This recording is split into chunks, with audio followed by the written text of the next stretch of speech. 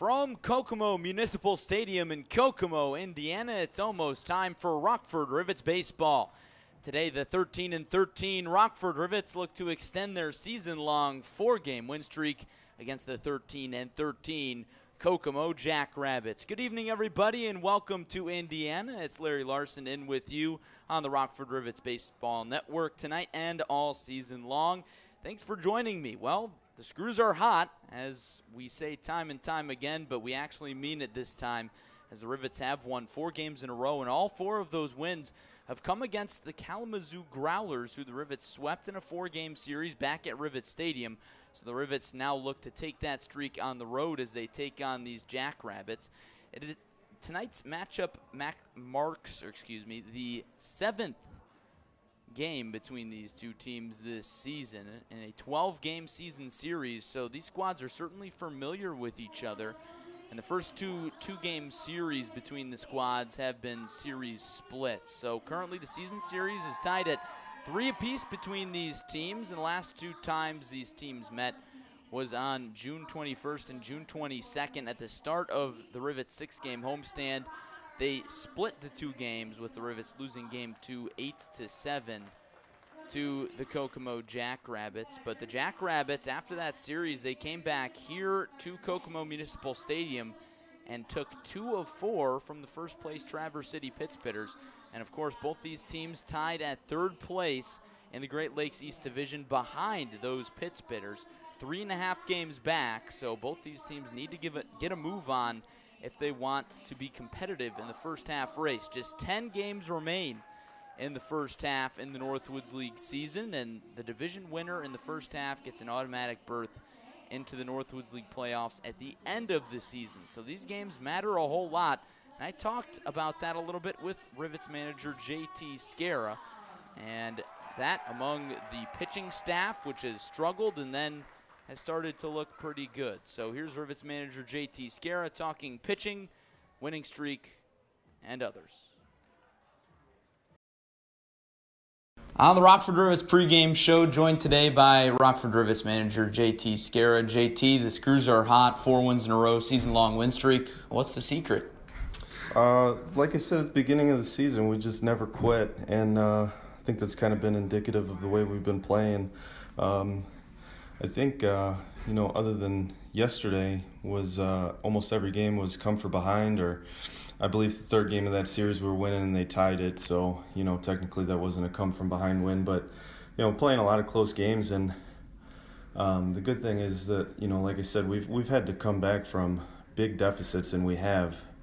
A couple times we've fallen short, but we've always been there at the end. And I think getting used to playing these close games is going to help tremendously down the stretch.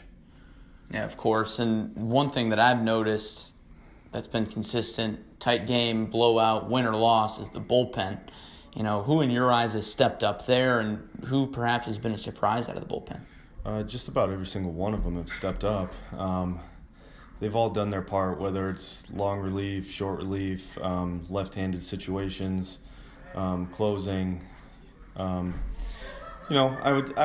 not surprised. I had confidence in the kids that I brought in to be in these situations, but I would say if anybody has surpassed my expectations, it's probably definitely been Cade Turner. He didn't get any innings at his school this summer, and really this would have been like his first year of being a pitcher only. I know him personally. He was a 2-way guy in high school, so with not a lot of experience, I anticipated that he would throw strikes because I've seen him enough, outside of the Rivets, but I'd be lying if I said I thought that he would have the amount of success that he's had so far. So my hat's off to him thus far, and hopefully he keeps it rolling.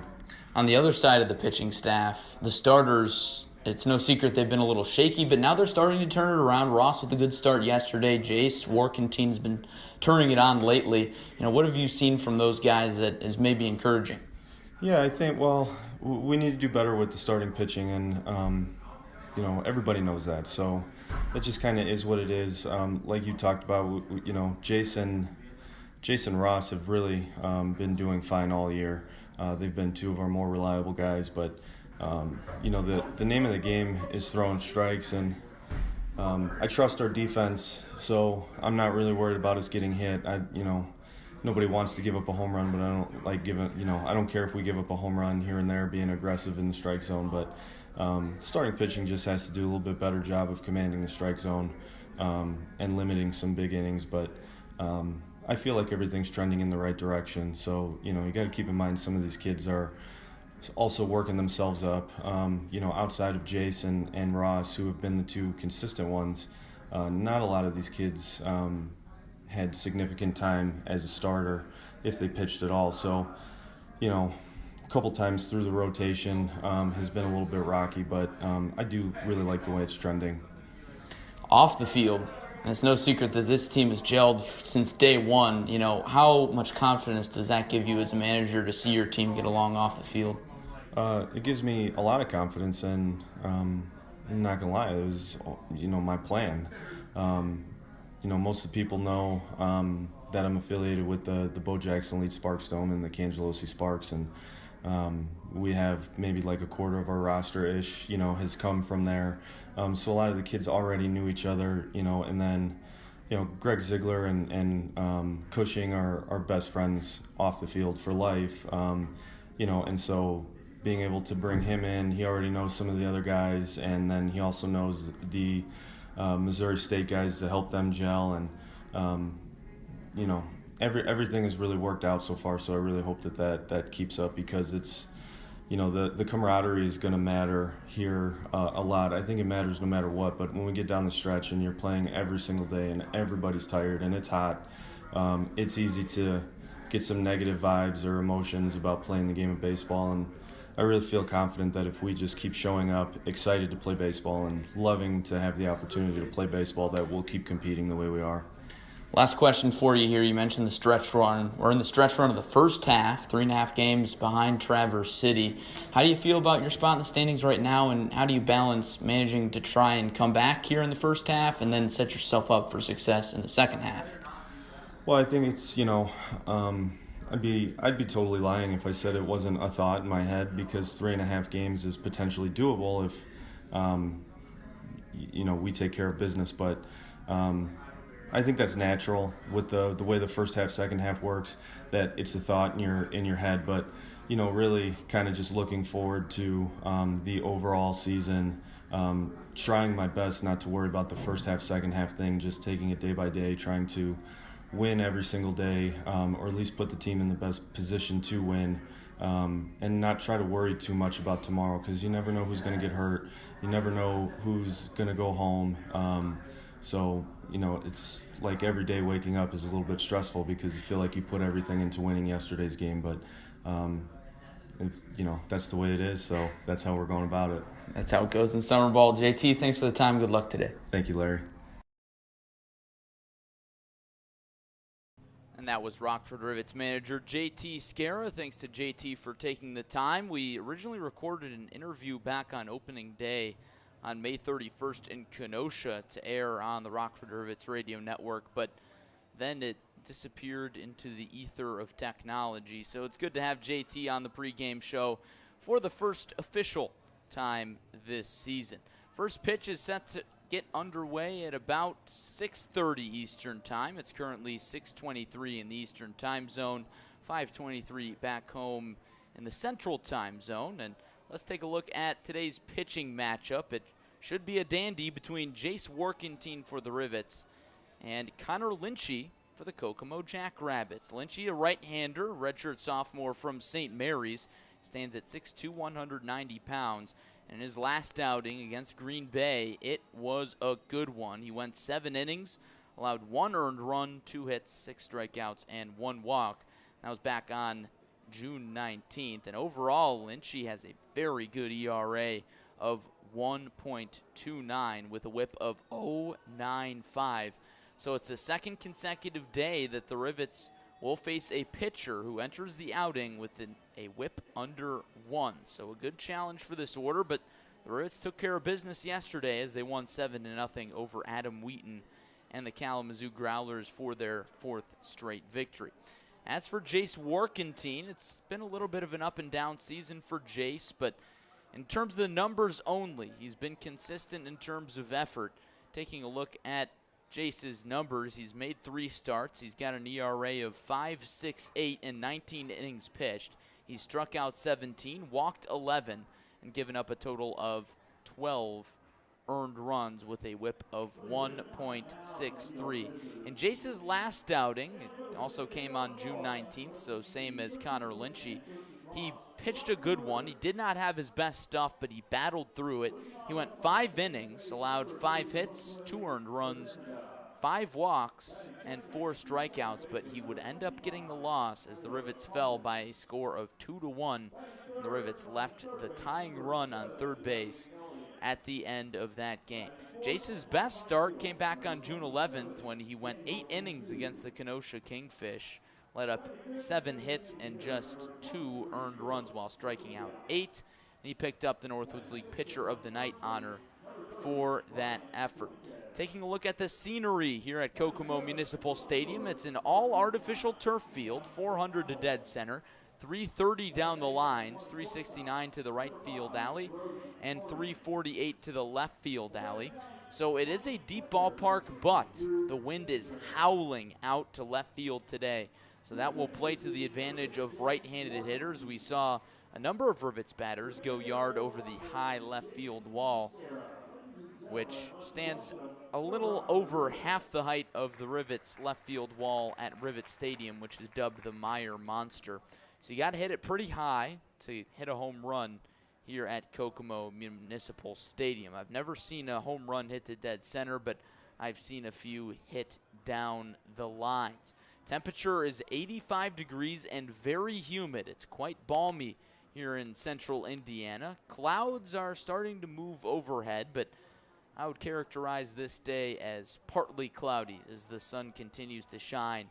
And down on that all-artificial turf surface, I bet it's going to get pretty hot for these players. But, of course, as the sun goes down, it will get a little bit cooler. Rivets and Jackrabbits getting set for their 7th meeting of the 2021 season, and this one sure means a lot as these two teams are tied for 3rd place in the Great Lakes East behind Kenosha, who's in 2nd, and Traverse City. Pittsburghers are 2.5 games ahead of the Kingfish in 1st place in the Eastern Division with a record of 16-9. Taking a look around the Great Lakes Division, Traverse City is going to play Battle Creek for a doubleheader, so 1st and last place clashing there. Traverse City and the Bombers picking up where they left off in a suspended game. That game getting underway about an hour ago with the Pittsburghers already leading 5-0, and then the second game will follow about a half hour after the conclusion of the first. Kalamazoo will look to snap its 4-game losing streak at Kenosha. That game getting underway at 6:30 Central Time. And Wisconsin Rapids and Fond du Lac doing battle in the Great Lakes West Division. That's a notable matchup because the Dock Spiders are just half a game out of 1st place behind the Wisconsin Woodchucks. We're approximately 2 minutes away from the national anthem here in Kokomo. Scheduled first pitch for 6:30 p.m., but the last few times the Rivets have been here, that's been a little bit behind schedule. First pitch being tossed around 6:35, so we'll see where that winds up tonight. Rivets at 13-13, Jackrabbits also at 13-13. We're going to step aside and take a brief break and come back with baseball and the starting lineups between the Rivets and Jackrabbits on the Rockford Rivets Radio Network.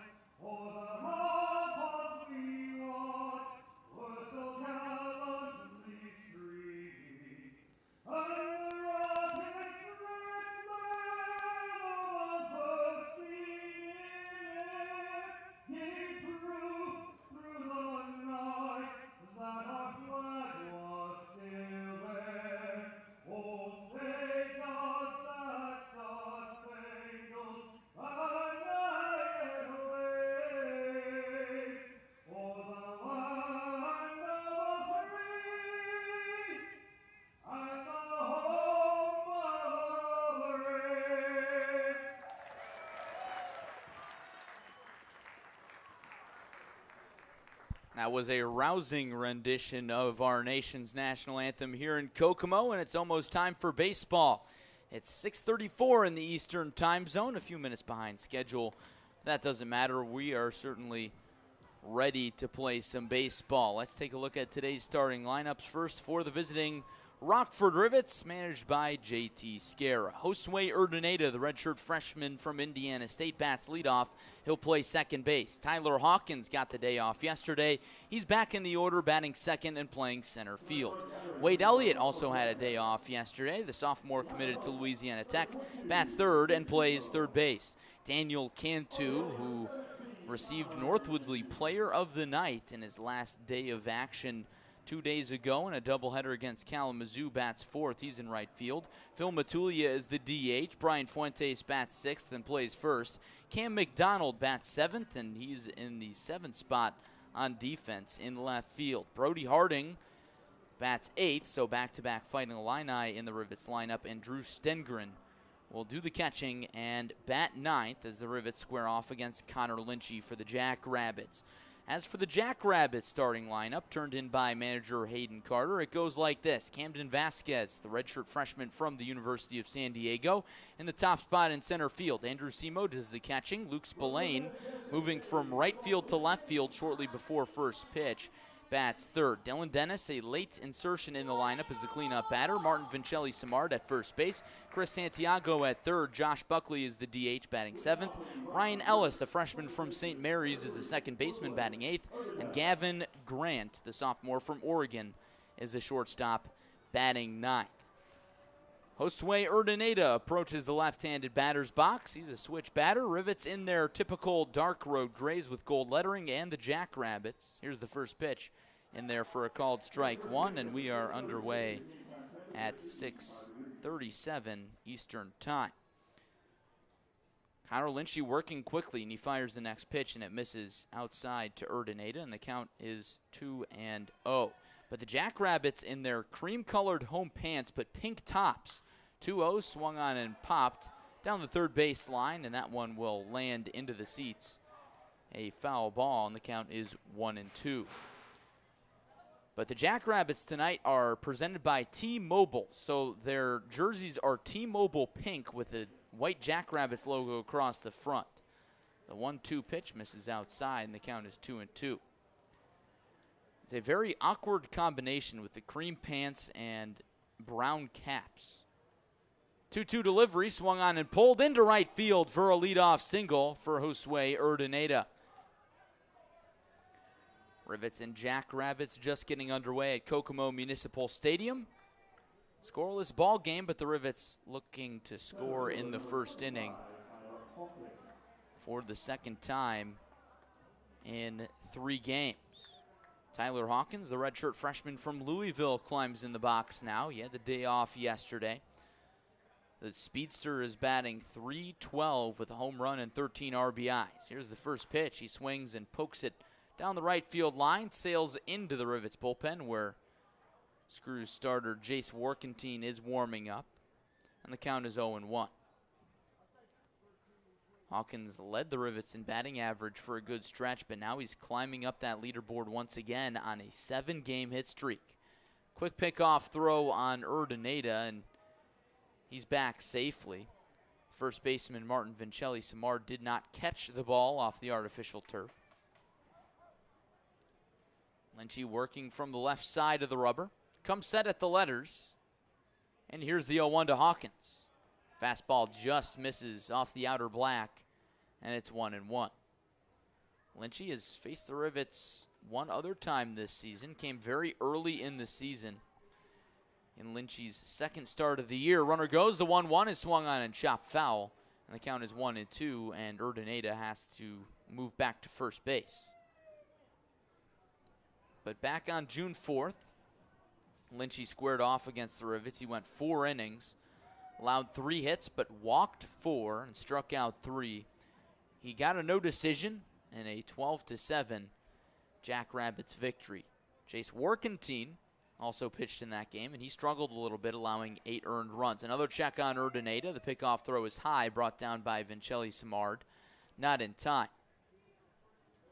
Lynchy very occupied by Urdaneta, who has 5 stolen bases this season. He doesn't go, and the 1-2 is popped up on the infield to the right side.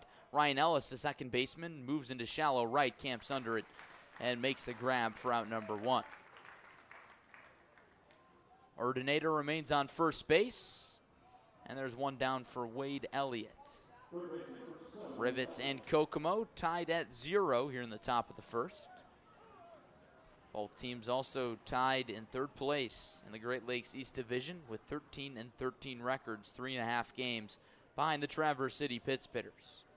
First pitch to Wade, called strike, fastball on the outer half of the plate, and the count is 0-1. Elliott enters today's action with a team-leading .357 batting average, also in the top 3 in the Great Lakes East Division. The set and the 0-1, runner goes, and Simo lost the baseball. So Urdaneta dives into second base safely without a throw, as Elliott took the pitch for a strike, so the count is 0-2, but now a runner in scoring position for the Edmond, Oklahoma native, who has 16 RBIs this summer. One more would put him within 1 of the team lead. Here's the 0-2 delivery.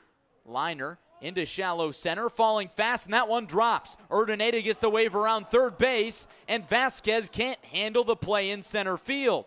Urdaneta scores, Elliott into second base, and it's 1-0 Rivets in the top half of the first. We will wait to see how that one scored, but I'm going to guess it's going to be an RBI single and an error to allow Elliott to move up to second base. And the Rivets strike first. So often this season, the Rivets have allowed early runs, but more recently, the Rivets are putting runs on the board themselves.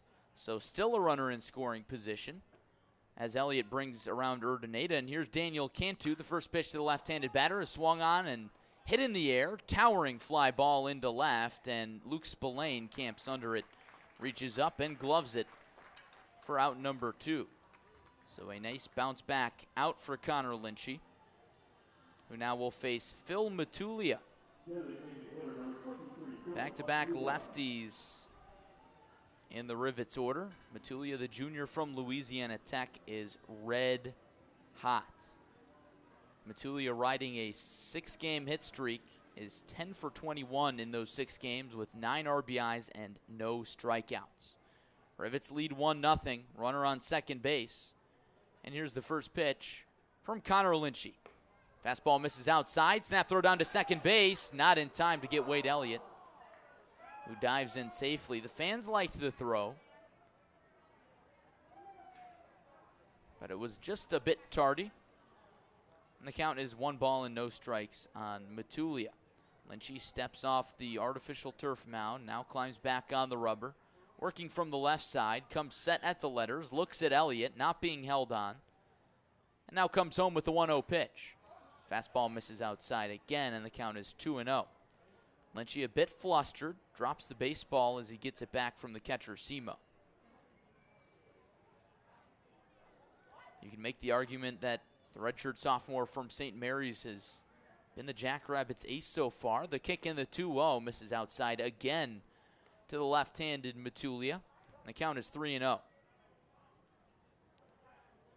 Matulia, today's Rivets DH, likes to swing early in counts, but now he's well ahead deep into this one. And the 3-0 from Lynchy. Fastball paints the outside corner, just getting a piece of the zone, and it's 3-1. Wade Elliott with good enough speed on second base to score on a bloop single. Matulia has not hit a lot of bloops lately, a lot of line drives, and the 3-1 is swung on and tapped foul behind the plate, and it got a piece of Andrew Simo.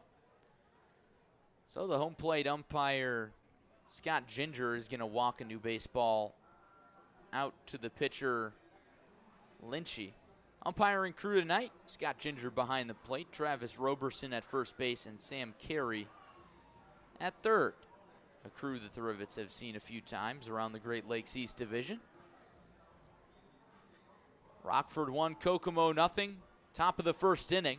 Rivets striking first on an RBI single from Wade Elliott, who now stands on second base. Lynchy gazes in for the sign before the 3-2, and now he steps off.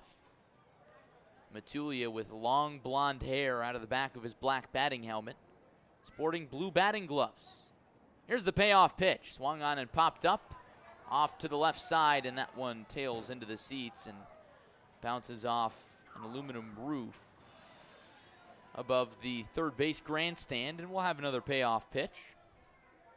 Matulia with a good at-bat here. Homered on the first pitch he saw in his second at-bat against Adam Wheaton yesterday for his first homer of the year. 3-2, swung on and flied into center field. Vasquez back on it. Still into the alley. He dives and he can't get there. Wade Elliott trots home. Matulia on his horse, and he's going to cruise into third base with a stand-up triple. Rivets lead 2-0 in the top of the first. Boy, is this team hitting the baseball right now, entering today's action, averaging 8.6 runs a game during their 4-game win streak. Here's Brian Fuentes with the runner on third base. Fuentes, the redshirt freshman from Indiana State, a former Kokomo Jackrabbit. Played for the team in 2018, and the first pitch to him misses inside.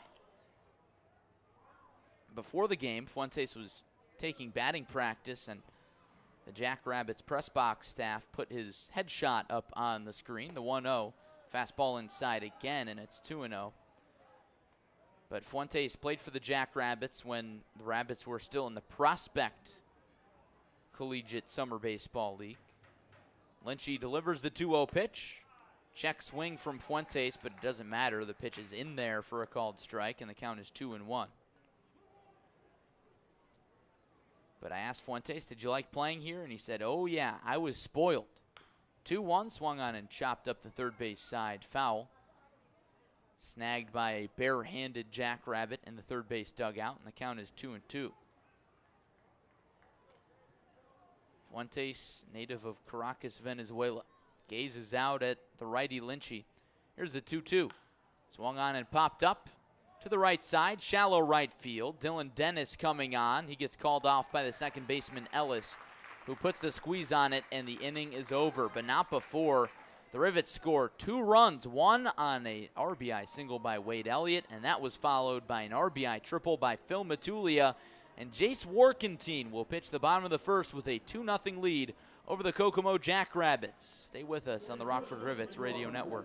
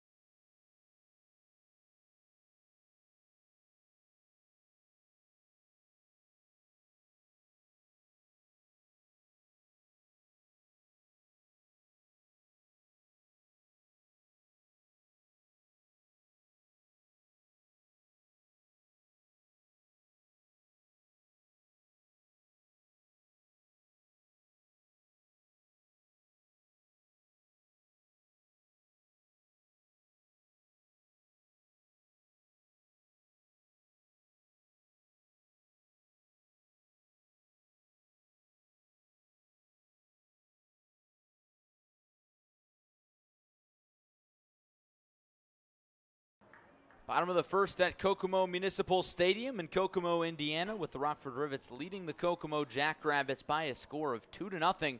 Rivets striking first thanks to RBIs from Wade Elliott and Phil Matulia.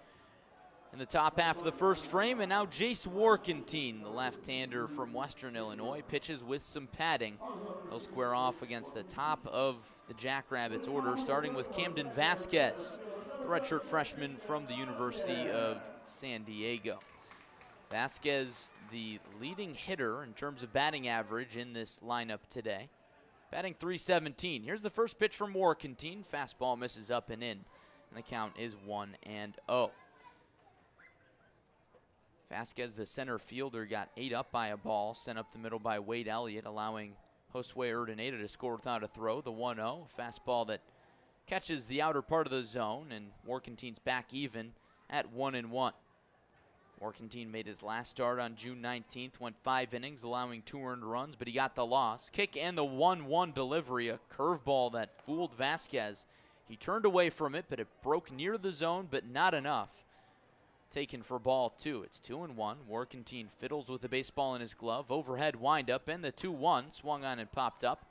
Down the third base line, Wade Elliott giving chase, and that drops well out of his reach on the warning track. And the count is 2-2. So Warkentine gets a new baseball. Sporting no undershirt under his dark gray Rivets road jersey. A long-haired mullet with a mustache. He is dialed in, not wasting any time in between pitches, standing on the right side of the rubber. 1 foot off, 1 foot on. He turns and delivers the 2-2 to Vasquez. Swing and a miss. He got him. Looked like Warkentine went with the changeup there. And there's 1 out in the bottom of the first inning with the Rivets up 2-0. Warkentine is definitely a strikeout pitcher, and when he's got those pitches working, he is really hard to hit. We've seen him pitch a number of times this year when he's got the breaking balls working and when he doesn't. Here's Andrew Simo, redshirt junior from Fordham. Here's the first pitch. Fastball dots the outside corner, taken for strike 1. Simo batting .300 this year with 6 RBIs. Gets on base a fair amount with a .400 OBP. 0-1 to him. Two-seamer tails a little bit too far outside. And that's ball 1. Warkentine working efficiently so far at 7 pitches. Turns the baseball around in his tan mitt. Here comes the 1-1. Bender that did not bend enough. Misses in the left-handed batter's box to the righty Simo. And it's 2-1. Warkentine winds in, kicks, and delivers. And the 2-1 is a called strike, a fastball on the outer half, and it's quickly 2-2. Warkentine looking for back-to-back strikeouts to start his work. Already pitching with a 2-run cushion. 2-2, a breaking ball that misses high above the letters, outside to Simo. Simo, native of Coronado, California, was 5 for 8 in his last 2 games against the Rivets in Rockford.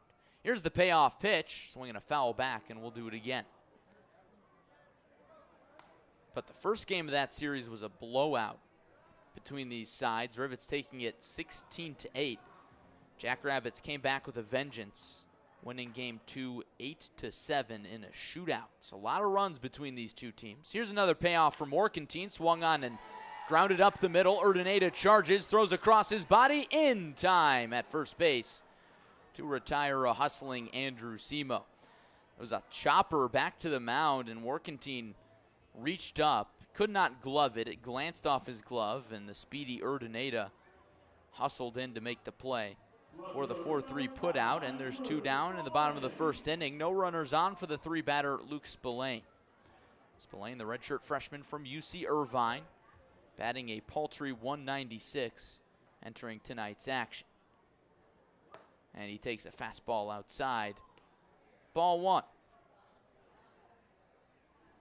Lots of Californians and players who attend school in California on this Jackrabbits roster.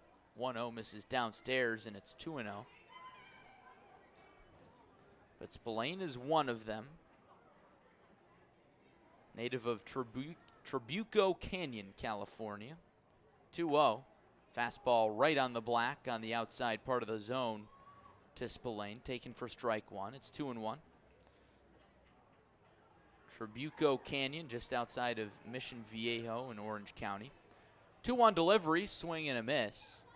That pitch ran in on the hands of Spillane. Still swung at it anyways, and his rec specs popped off his face. And it looks like he lost a lens on his sport goggles. So he bends to one knee to try and pop the lens back in.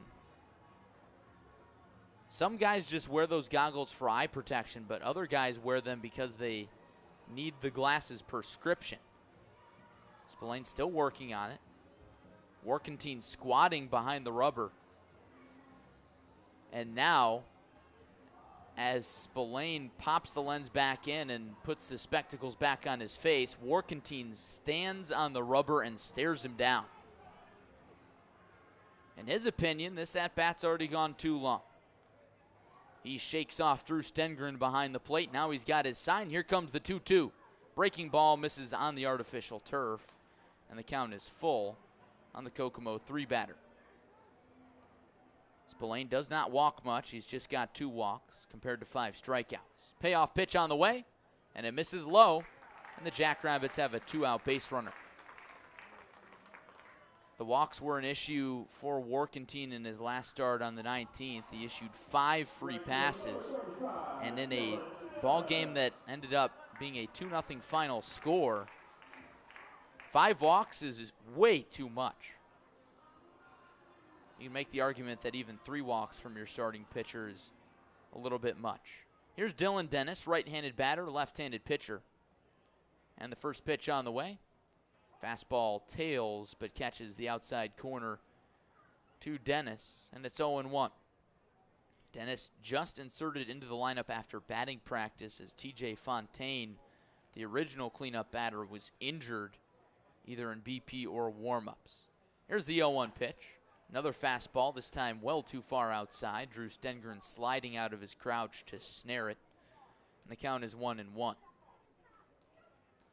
But Dennis, the sophomore from Loyola Marymount, gazes out at Warkentine, who stands at 6 foot, 200 pounds, and the runner goes. Pitch is lined up the middle, and that's going to fall into center field. Tyler Hawkins charges, fields it on a hop, and flips it back into the infield to keep Luke Spillane at second base. And it's back-to-back base runners with 2 outs in the bottom of the first for the Kokomo Jackrabbits. Rivets ahead 2-0, but a base hit could make it 2-1 as Martin Vincelli-Simard, the sophomore from Sacramento State, climbs in the right-handed batter's box. Vincelli-Simard has done a little bit of damage against the Rivets at the first home run at Rivets Stadium this season, back on June 4th. But he's 0 for 6 versus Rockford in his last 2 games against the Screws. Overall, the Canadian is just 1 for his last 9. Lefty against right-handed batter, and the first pitch is a fastball that misses above the letters, 1-0. Wind continuing to blow as clouds move quickly across the horizon here in the Crossroads State. Wind blowing straight out to left field. Warkentine has done a good job of keeping the ball low, and the 1-0 is swung on and pulled foul down the third base side, and the third base coach jumps out of the way for Kokomo, and now a dugout hand is going to sprint all the way out to left field to pick up that baseball and flip it to a few fans waiting over the foul line wall down the left field line. Warkentine with a new baseball. He comes set at the belt, gives a look at the runner Spillane on second, and comes home with a 1-1. Breaking ball misses outside, and it's 2-1. Warkentine looking to avoid more early inning struggles. Rockford pitching has allowed 67 runs in the first 2 innings of games this season. 2-1 pitch, swung on and pulled down the left field line, hooking foul. That one looked like some serious trouble, but Vincelli-Simard was a little too out in front, and now the count is even at 2 apiece.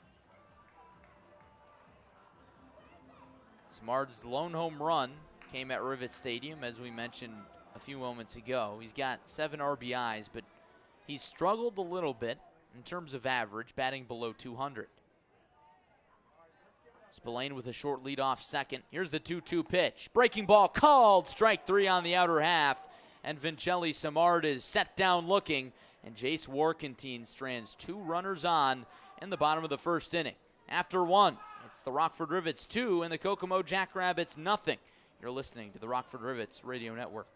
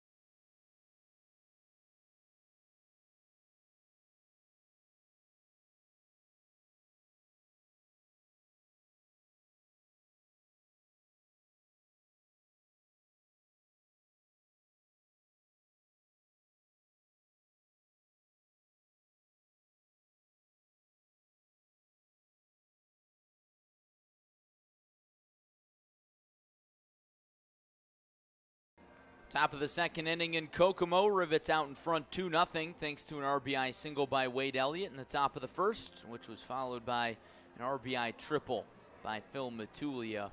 And the Rivets jumping all over Connor Lynchy in the first inning, and the Screws will send up 7, 8, 9 in the order, the lower third against the redshirt sophomore from St. Mary's. It's a battle between Great Lakes East rivals here in Kokomo today. These two squads in particular knotted up at 13 and 13, tied for third place in the Great Lakes East Division. And now it looks like we've got a bit of a delay on the field. I don't think Rockford was quite ready, and now Cam McDonald is going to make the long walk from the first base dugout to the right-handed batter's box for the first at-bat of the second inning. McDonald, the redshirt sophomore from Illinois, has heated up his bat a little bit lately, riding a 4-game hit streak, and he takes the first pitch high above the letters for ball 1. McDonald heating his bat up after he was 0 for 14 for a stretch. 1-0, swung on and popped up over the screen, out of play off to the first base side. A few young fans give it a look, but they've got no shot at it. I believe that one's out of the ballpark. Lynchy steps back on the rubber. From the windup, here comes the 1-1 pitch. Breaking ball sent into center field. Camden Vasquez moves 2 steps back, reaches above his head, puts the squeeze on it for out number 1. Scored an F8, and with the bases empty and the Rivets leading 2-0, here's Brody Harding. Harding, the sophomore from Illinois, started the season very hot, but has cooled down a little bit over the last few games. He's got a strikeout in 4 straight, and he's just 3 for his last 18. All part of the process. First pitch from Connor Lynchy, a fastball splits the plate, taken for a called strike 1. That's one thing that I've talked about extensively with Cam McDonald and a little bit with Brody Harding, the mental side of baseball. 0-1, curveball, shallow blooper into left, and that falls in front of Luke Spillane, and he reaches full extension to grab it before it got past him, and the throw goes to first base as Harding took a big turn. He's back safely, and it's a 1-out single for the Rivets shortstop. Rivets 2, Jackrabbits nothing. Top of the second inning, here's the 9-batter Drew Stengren. Connor Lynchy is very frustrated with himself. You can tell he grabbed the rosin bag, toyed with it in his hand, and then threw it down aggressively on the back of the mound. First pitch to Stengren, fastball right down the middle, taken for a called strike 1. Stengren batting just 100 on the season with 2 hits compared to 6 walks. So he's gotten on base a little bit. Righty on righty, Brody Harding takes off, swing and a miss on the pitch, throw down to second base, hits Brody Harding on the back. So Harding is safe, but he's a little shaken up. He slid feet first, and because of that, the ball hit him square on the jersey number. So that probably hurt a little bit less than if Harding dove in head first. Now the Rivets have a runner in scoring position. Good opportunity for the freshman from Central Michigan to pick up his second RBI. The pause and the 0-2 delivery. Fastball called. Strike three. On the outer black, Stengren tilting his head back and forth a little bit as he takes off his batting gloves, moving towards the first base dugout. He represents out number 2 in the top of the second inning. Rivets lead 2-0, and here's the top of the order in Josue Urdaneta. Urdaneta 1 for 1 with a single and a run scored last inning. And the first pitch, Harding takes off for third base, and the pitch is fouled off by Urdaneta, so Harding has to make the slow jog back to the second base bag. The count is 0-1. Urdaneta, a switch hitter, more comfortable from the left side than he is the right, facing the righty Connor Lynchy.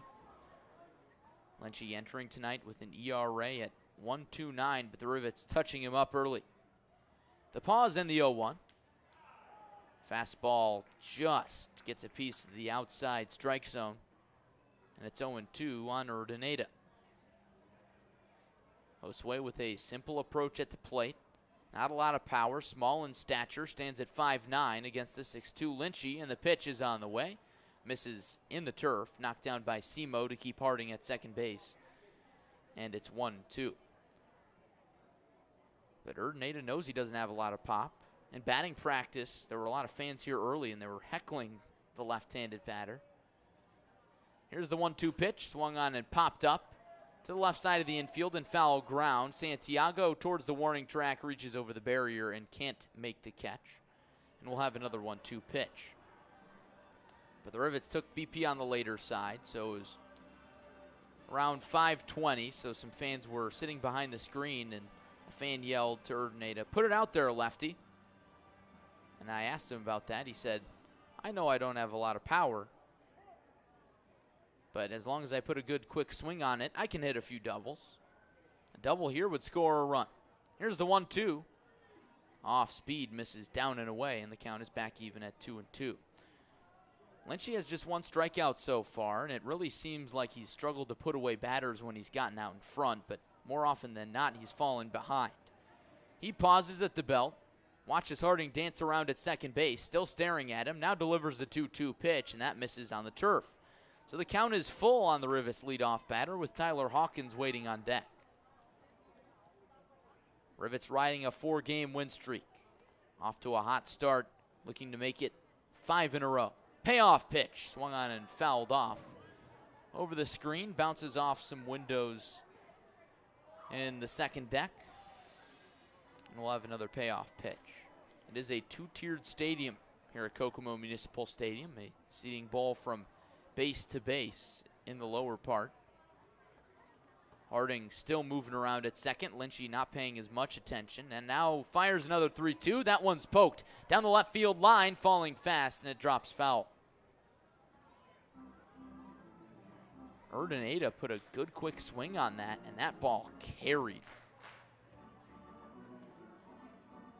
The wind is howling out to left field. But we mentioned Urdaneta's stature.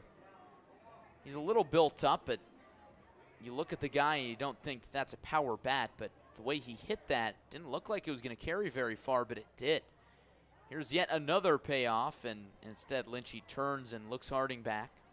He's not being held on. The shortstop, Gavin Grant, is directly behind him as Harding takes a 4-step lead at second base.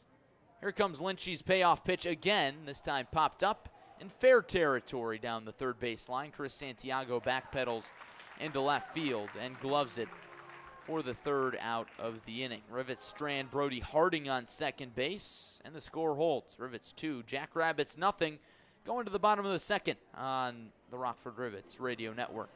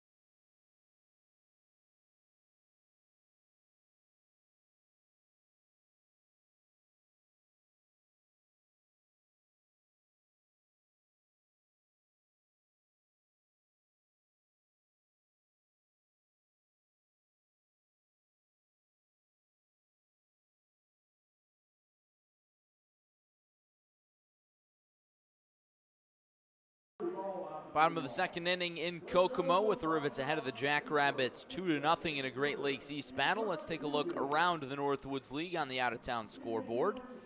Kalamazoo and Kenosha scoreless in the top half of the first at Simmons Field in Wisconsin. Lakeshore and Green Bay scheduled to get underway at 6:35 Central Time, so that game not yet getting started. Traverse City and Battle Creek postponed at C.O. Brown Stadium. That was supposed to be a doubleheader, so both games of the doubleheader knocked out. Here's the first pitch from Jace Warkentine in the bottom of the second to Chris Santiago. It's taken high. Ball one. Santiago, the sixth batter, 6-7-8 due up for the Jackrabbits. And the 1-0 delivery. Fastball tails too far outside, taken for ball two. Santiago, the redshirt freshman from St. Mary's. A big right-handed batter, standing at 6'2", 205, and the 2-0 to him. Fastball called strike on the outer half of the zone. Nice frame from Stengren. The count is 2-1. We've got two quick working pitchers today. Warkentine the lefty, Lynchy the righty, and the 2-1 misses up and away. And the count is 3-1. Dangerous spot for Warkentine. Santiago does not have a home run yet this season, but he's got 8 RBIs. Here's the 3-1 pitch. Misses outside, and this leadoff walk issued to the redshirt freshman from St. Mary's.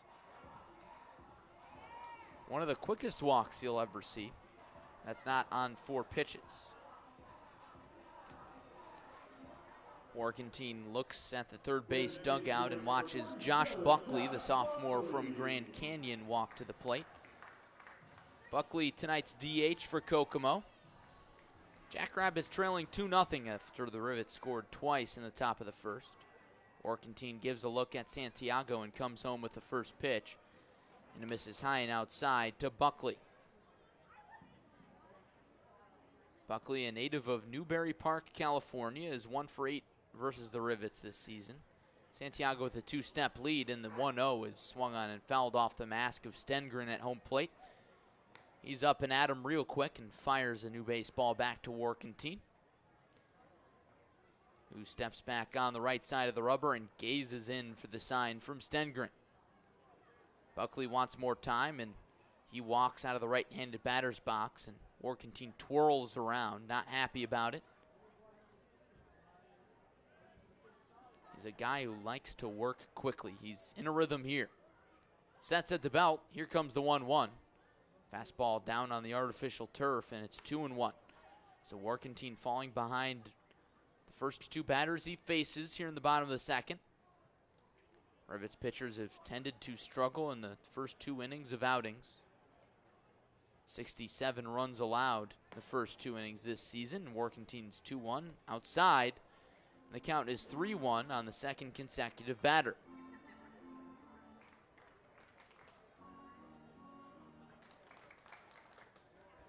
Rivets infield at double play depth. Warkentine takes a breath and fires the 3-1. It's upstairs. And Warkentine issues back-to-back walks to start the second inning.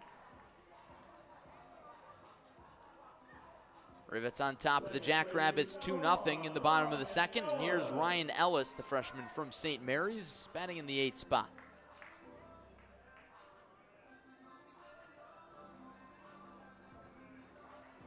Ellis, the left-handed batter, so could be a tough matchup for the second baseman. Lefty on lefty here. Warkentine's set down Camden Vasquez, the first batter, and the first pitch is a fastball down the plate. Taken for strike 1. Ellis squared to bunt, pulled back quickly. And it was a strike. But Vasquez, a left-handed batter, so Warkentine set him down with a strikeout. Another one here would be big.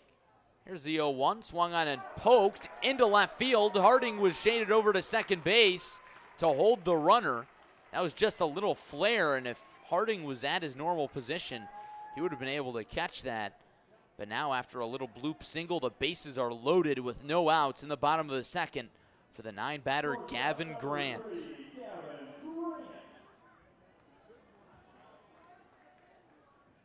Now JT Scare is going to come out of the first base dugout to talk things over with Jace Warkentine. JT Scare, the only Rivets coach on the bench for this quick 2-game road trip to Kokomo. Doug Coe, the pitching coach, is out of town. Word on the street is he's at a wedding, so he's got the weekend off. Scare is quick on the mound, says a few words to the entire infield, and distributes some fist bumps. And now Warkentine gives a look at the baseball as Gavin Grant, the sophomore from Oregon, steps in. Rivets ahead 2-0, but that could change with one swing of the bat. Gavin Grant has batted very well recently, but he's 0 for 5 in his last two, with a .407 average so far, and he takes high and away. So Grant cold recently. Perhaps that's why he's in the 9 spot, but also he could be serving as a bit of a wraparound hitter of sorts. Here's the 1-0 pitch. Fastball misses in the left-handed batter's box to the righty, and it's 2-0. Nowhere to put Gavin Grant. Chris Santiago on third after a leadoff walk. Buckley followed. He's on second base, also with a walk. And Ryan Ellis singled. He's on first. Here's the 2-0 pitch. Two-seamer outside. The count is 3-0, and Warkentine has lost the zone. The lefty from Western Illinois holds the baseball behind his back, comes set at the belt, takes a deep breath, and here's the 3-0. It misses down and away, and Warkentine walks in a run in the bottom of the second inning. Santiago comes in to score, and our new score is Rivets 2, Jackrabbits 1. 3 walks doled out by Warkentine in this second inning, and that flips the order for Camden Vasquez. Redshirt freshman from the University of San Diego is 0 for 1 with a swinging strikeout in his first plate appearance. Lefty on lefty, first pitch, swung on and popped foul over the screen, out of play. I'm surprised to see Vasquez swinging on the first pitch against Warkentine, considering that Jace just delivered 4 straight balls with the bases loaded, so maybe Vasquez doing Jace a bit of a favor. Here's the set in the 0-1, swing and a miss on a breaking ball on the turf, and it's quickly 0-2. Warkentine looking for a bounce back. 3 walks and a single to start this inning. 1 run already in for Kokomo. Vasquez has 5 RBIs this summer. Warkentine with a breath. Here's the 0-2 pitch. Breaking ball called, strike 3. Jace split the plate with that one. Looked like a 12-6 curveball. Vasquez thought it was going to be low, but instead, he's the first out of the bottom of the second inning. It's a big first out for Warkentine as he picks up his 3rd K. Here's Andrew Simo. Simo 0 for 1 with a ground out. A ground out here would probably score a run, and the first pitch is grounded to shortstop. Harding goes to second for 1. Urdaneta, the relay throw in time. It's a 6-4-3 inning-ending double play, and Jace Warkentine averts more damage. But he walks in a run, and the Rivets lead is trimmed to 2-1 as we move to the 3rd on the Rockford Rivets Radio Network.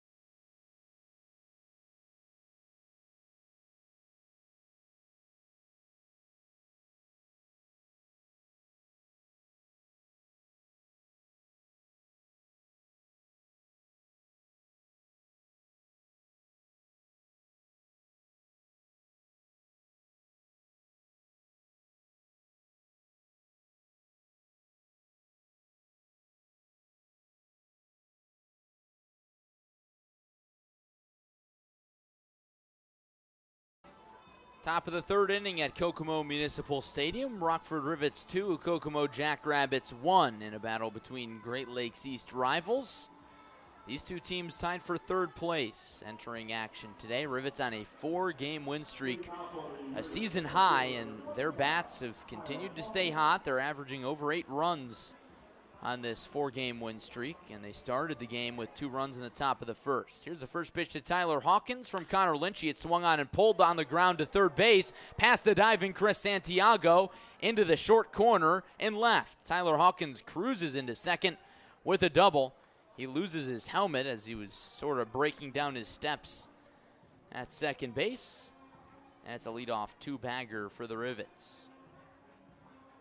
Hawkins chopped that one to third. Santiago laid out right by the bag and couldn't glove it. It glanced off his glove and bounced off of a wall in foul territory in short left, which was a tough angle for the left fielder Luke Spillane, allowing Hawkins to get into second easily. So the Rivets have a runner in scoring position for the third straight inning. They lead 2-1. Kokomo scoring 1 run in the bottom of the second on a bases-loaded walk issued by Jace Workentine. Wade Elliott steps in. Long pause in the first pitch to him. Swung on and lifted foul down the right field line, out of play. And it's 0-1. Elliott boosted his team-leading batting average in the first inning with an RBI single. He would come around to score on a Phil Matulia triple. Hawkins with perhaps the best speed on the team on second base. Lynchy comes set. Here's the 0-1. Breaking ball misses upstairs, and it's 1-1. Elliott, native of Edmond, Oklahoma. His family was in town in Rockford to catch a few games on the 6-game homestand, in which the Rivets went 5-1. 1-1 tailing breaking ball sends Simo out of his crouch to snare it. Misses outside. It's ball 2, 2-1. Hawkins creeping off second base. Lynchy not paying him much attention as the second baseman Ellis doesn't hold him on. 2-1 is grounded to third base, gloved by Santiago. He takes a step and delivers a strike to first base, where Martin Vincelli-Simard reaches out to retire Wade Elliott. It's a 5-3 put out for the first out of the top of the third inning. Rivets with a runner on second base, leading 2-1. And here's the cleanup batter, Daniel Cantu.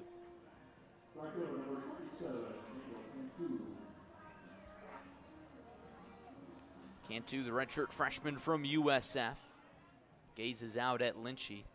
Cantu has been a hot bat for the Rivets. Warming up after a cold first game, and he swings and pops the first pitch over the screen and over our heads in the press box. It's 0-1. But Cantu went 5 for 8 with 4 RBIs in the Rivets doubleheader on Thursday against the Growlers, which the Rivets swept, including the game-winning hit in the bottom of the ninth of Game 1. Here's the 0-1 pitch. Swung on and popped up. In fair territory this time, shallow center. The shortstop, Gavin Grant, just steps into the outfield, makes the one-handed catch, and there's 2 down. So 2 fly ball outs for Daniel Cantu tonight. He's 0 for 2. And here's Phil Matulia, just the guy that Connor Lynchy probably does not want to face. Matulia sent a hard hit triple into the left center field gap back in the first inning, just past the outreached glove of Camden Vasquez.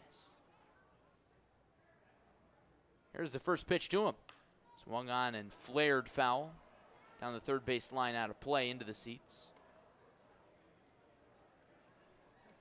The seats are pretty well occupied on this Saturday night in Kokomo. I'd guess a crowd of, around 800. Lynchy sets at the letters. Long pause, looks at Hawkins, and here's the 0-1 to Matulia. Breaking ball lifted foul over the screen. The count is 0-2. It's no secret that Matulia likes to swing at pitches early in counts. I talked with him about that in batting practice today.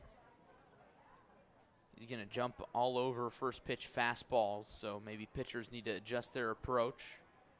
Go with some off speed to the Houston, Texas native, and the 0-2 misses up and away. 1-2.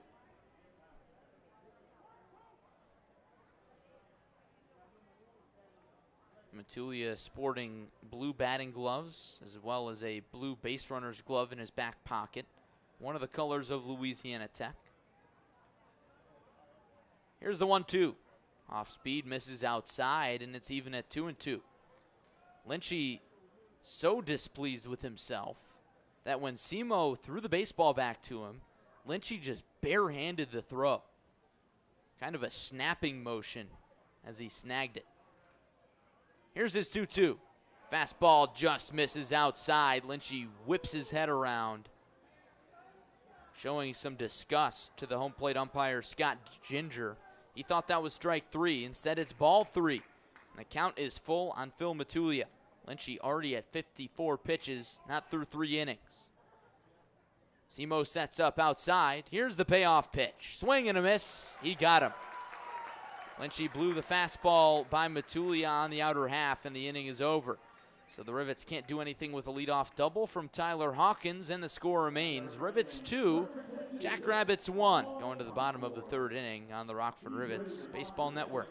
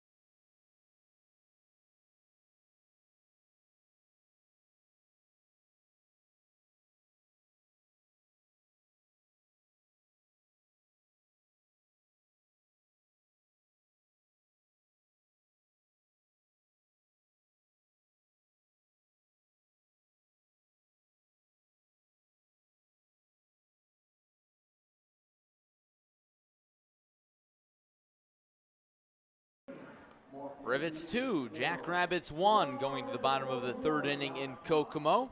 Rivets riding a season-long 4-game win streak with an early advantage thanks to some RBIs in the 1st inning, one from Wade Elliott and one from Phil Matulia. Jace Warkentine struggled in the 2nd inning, loading the bases, issuing 3 walks, including a bases-loaded walk to the 9-batter Gavin Grant. The Jackrabbits' lone run in this one. Warkentine's going to face 3, 4, 5 in the order. Luke Spillane, Dylan Dennis, and Martin Vincelli-Samard. Starting with Spillane, who walked back in the 1st. Left-handed pitcher, right-handed batter, and the first pitch is on the way. Taken high for ball 1. Both starting pitchers have seen a fair amount of success this season in the Northwoods League, but they've labored today. Warkentine at 47 pitches through 2 innings. He kicks and fires the 1-0. Emphasis on the turf, and it's 2-0. Warkentine holding the mitt in front of his face. Here's his 2-0 delivery, swung on and chopped foul.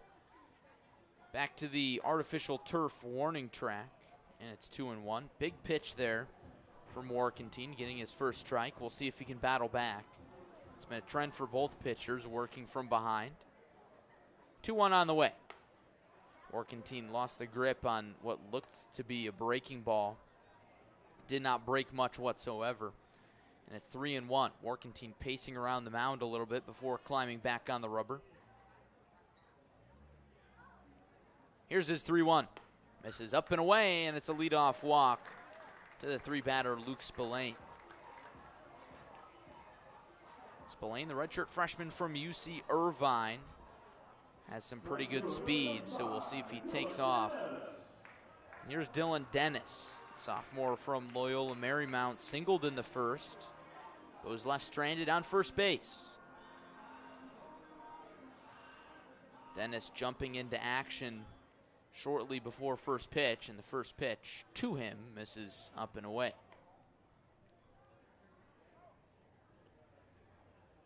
Dennis, originally scheduled to have the day off, he enters this one with a solid .283 batting average with 1 home run, 12 RBIs, but 17 strikeouts. 1-0 delivery, misses high and away again, and that's been Warkenteen's miss. And now Drew Stengren's going to trot out to the mound. Stengren gives Warkenteen a few taps on the rear end after a brief discussion. And he strolls back behind home plate. Rivets leading 2-1. Bottom of the 3rd inning on a sunny evening in Kokomo, Indiana. Very humid, but the wind is blowing and blowing hard out to left field. The flagpoles here at Kokomo Municipal Stadium are in left, and all 3 flags are stiff. 2-0 pitch right down the middle, taken for a called strike 1. So whatever Drew Stengren said to Warkenteen, it must have worked. It's got to be an interesting dynamic. Warkenteen, a veteran pitcher, redshirt junior. Stengren, a true freshman. Here's the pitch as the runner takes off. Pitch misses up and away. Throw down to second base. Nowhere near in time, as Spillane slides in feet first with a stolen base. And the count is 3-1 now on Dylan Dennis. So Warkenteen has run into some early trouble in all 3 of his innings. Now needs to work around a runner in scoring position. 3-1, misses high and outside. And that's ball 4. 2 walks issued by Jace in the bottom of the 3rd inning.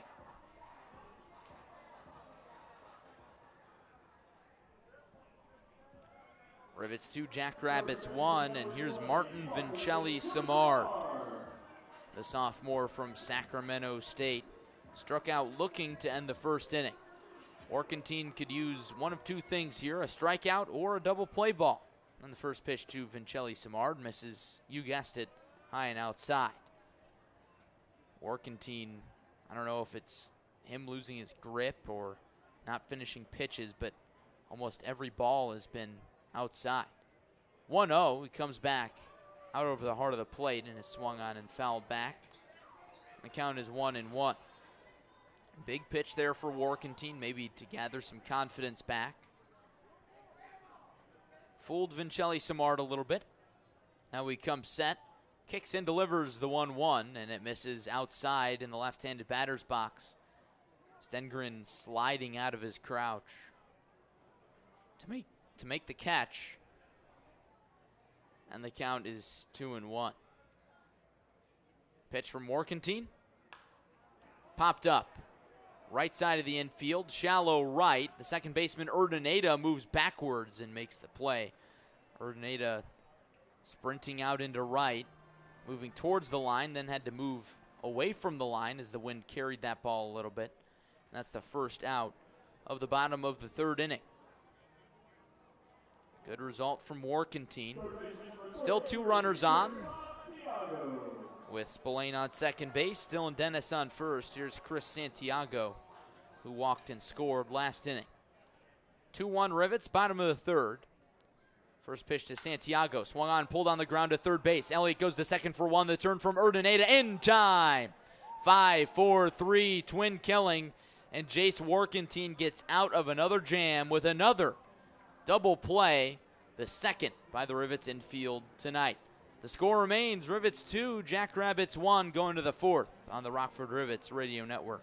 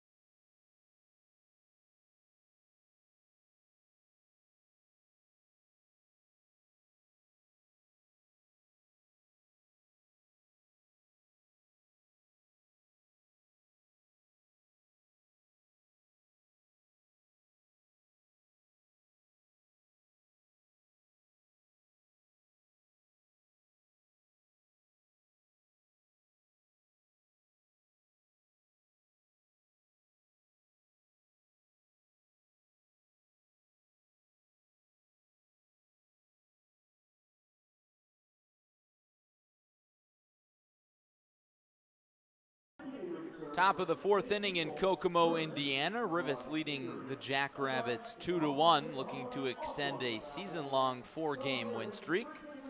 Connor Lynchy out for a fourth inning of work. The right-hander from St. Mary's has struggled a little bit through 3 innings of work, allowing 5 hits, just those 2 runs which came back in the first inning. But Lynchy has labored for 55 pitches, and now he'll face Brian Fuentes. 6, 7, 8 due up. Fuentes, Cam McDonald, and Brody Harding at the very least. Fuentes is 0 for 1 with a pop out to second base, which came back in the first inning. Fuentes was a member of the Jackrabbits 2018 Prospect League Championship team before the Rabbits made the jump to the Northwoods League in 2019. The wind in the first pitch from Lynchy. Fastball misses well upstairs above the brim of the helmet of Fuentes, and it's 1-0. Simo tossed the ball back to Lynchy, who tried to barehand it again and could not do so successfully as the throw came up a little short. So he has to fiddle with it, and now he steps back on, and the 1-0. Fastball popped up on the infield. Shallow left, moving back Gavin Grant, and he makes the grab chest high for another pop out to retire Brian Fuentes. Fuentes with a tough return to Kokomo so far. Here's Cam McDonald, who's 0 for 1 with a fly out to center field. McDonald, the big right-handed batter, leans back in the box, and here's the first pitch to him, a fastball down the heart, a little below the letters for strike 1. Cam's batting stance is open, spreads his legs out wide. He's got a big stature. 0-1 to him, breaking ball jam shot pop-up behind the plate. That bounces into the net for strike 2. But I asked Cam where the lean back came from, and he said, I really don't know. I just kind of started doing it to remind myself not to lean forward too much. 0-2 from Lynchy. Reached out and clipped foul back to the screen. We'll have another 0-2. But whatever McDonald is doing, it's working. He's gotten a little bit better each year. Now a 3-year Rockford Rivet. Another 0-2 from Lynchy. Swing and a miss on a bender in the dirt.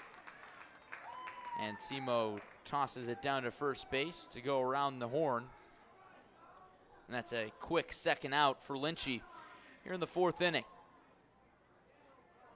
3 Ks for the righty from St. Mary's. Rivets lead 2-1. Bases empty for Brody Harding. Harding sent a bloop single into left field in the 2nd. Rockford shortstop finding his stroke in the Northwoods League, and he watches strike 1. A fastball on the outer half from Lynchy, 0-1. I would say this is probably the quickest moving pitchers duel that we've seen this season. 0-1, breaking ball tomahawked into right field. Dylan Dennis moves over to make the play. Harding takes a hard turnaround first base and backpedals back. And the Rivets shortstop is 2 for 2. So Harding had struggled a little bit entering tonight, was 3 for his last 18, and now tonight he's almost matched that total with 2 hits. So that brings up Drew Stengren, extending the inning. Rivets ahead by 1 run. They struck first all over Connor Lynchy in the first inning. RBI single from Wade Elliott and an RBI triple from Phil Matulia is the difference. First pitch to Stengren. Swung on and popped up down the first base line. That one bounces on the top of the Rivets dugout into the seats. Stengren has just 2 hits this summer, and when he finally got his first one after an 0 for 16 start, it was a bit of a funny sight at Rivet Stadium. 0-1 to him, swing and a miss. 0-2 as Lynchy is well out in front, but it was a little bit of an infield single. Stengren made good contact. It bounced off the pitcher up the middle, and then the shortstop couldn't handle it in a game against these Jackrabbits. And as soon as Stengren crossed first base, he threw his hands up in the air. Here's the 0-2. Jam shot foul, and we'll do it again. And then the entire Rivets dugout was on the top step There was a similar story for Phil Matulia's first hit. He started the season 0 for 12, which is hard to imagine now that he's on a 7-game hit streak. He's really tearing it up. But he had a few infield hits before he knocked one into the outfield.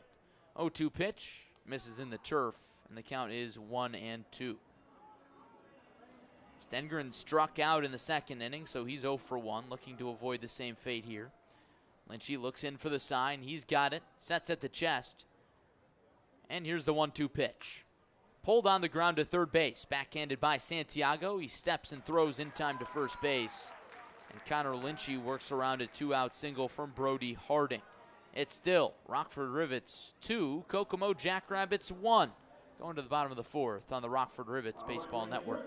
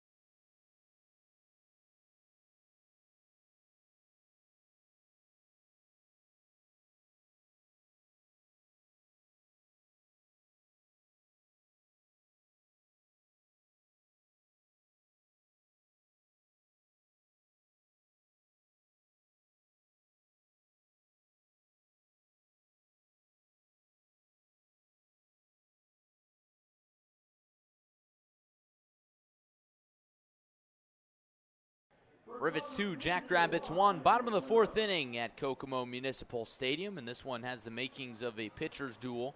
Early runs for both sides, Rivets with 2 in the first and Kokomo with 1 in the second. Both pitchers have struggled a little bit, but they've worked around it. Jace Warkentine put the first 2 batters of the third inning on via the walk and then turned in inning-ending double play. And here's the first pitch to Josh Buckley, and the 7th batter in the order takes strike 1, a pitch on the outer half. That first pitch strike has been elusive a little bit for Warkentine his last 2 innings of work. He winds and delivers the 0-1, breaking ball out over the heart of the plate, taken for a called strike 2. Warkentine with 3 strikeouts tonight. Buckley with no at-bat yet. He walked earlier, and he watches a breaking ball down the middle again.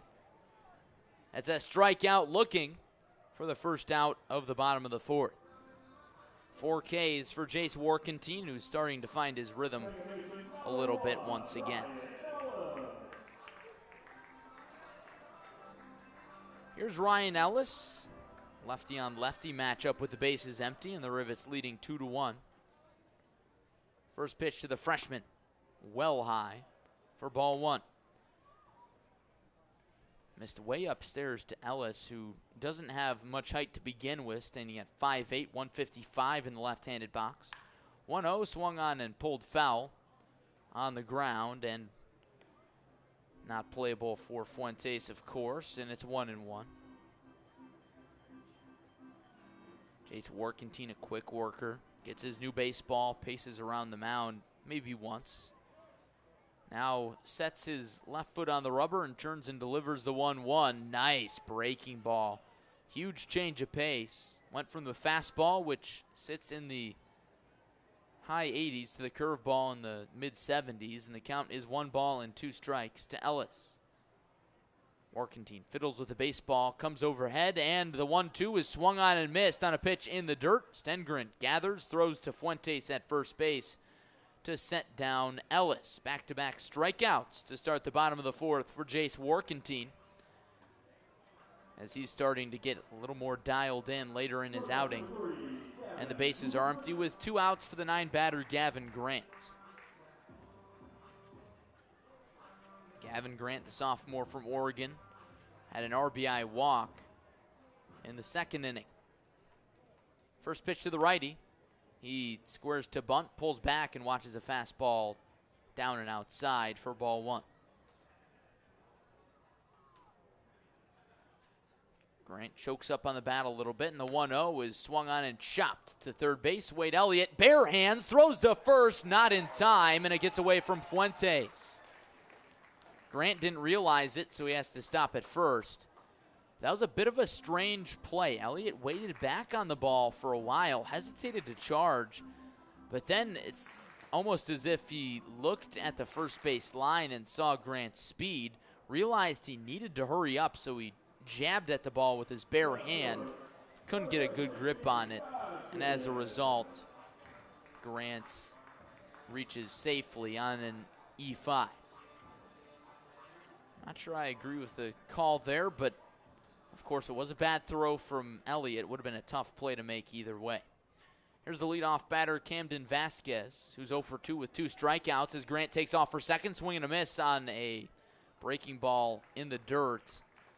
And no throw goes to second, so Grant swipes second, uncontested, and the count is 0-1 on the redshirt freshman from the University of San Diego. But now the tying run is in scoring position. Vasquez with 5 RBIs this summer, and now the runner takes off for third, and the pitch is chopped to second base. Urdaneta charges and throws to first, and Fuentes with a stretch makes the play, and that ends the inning.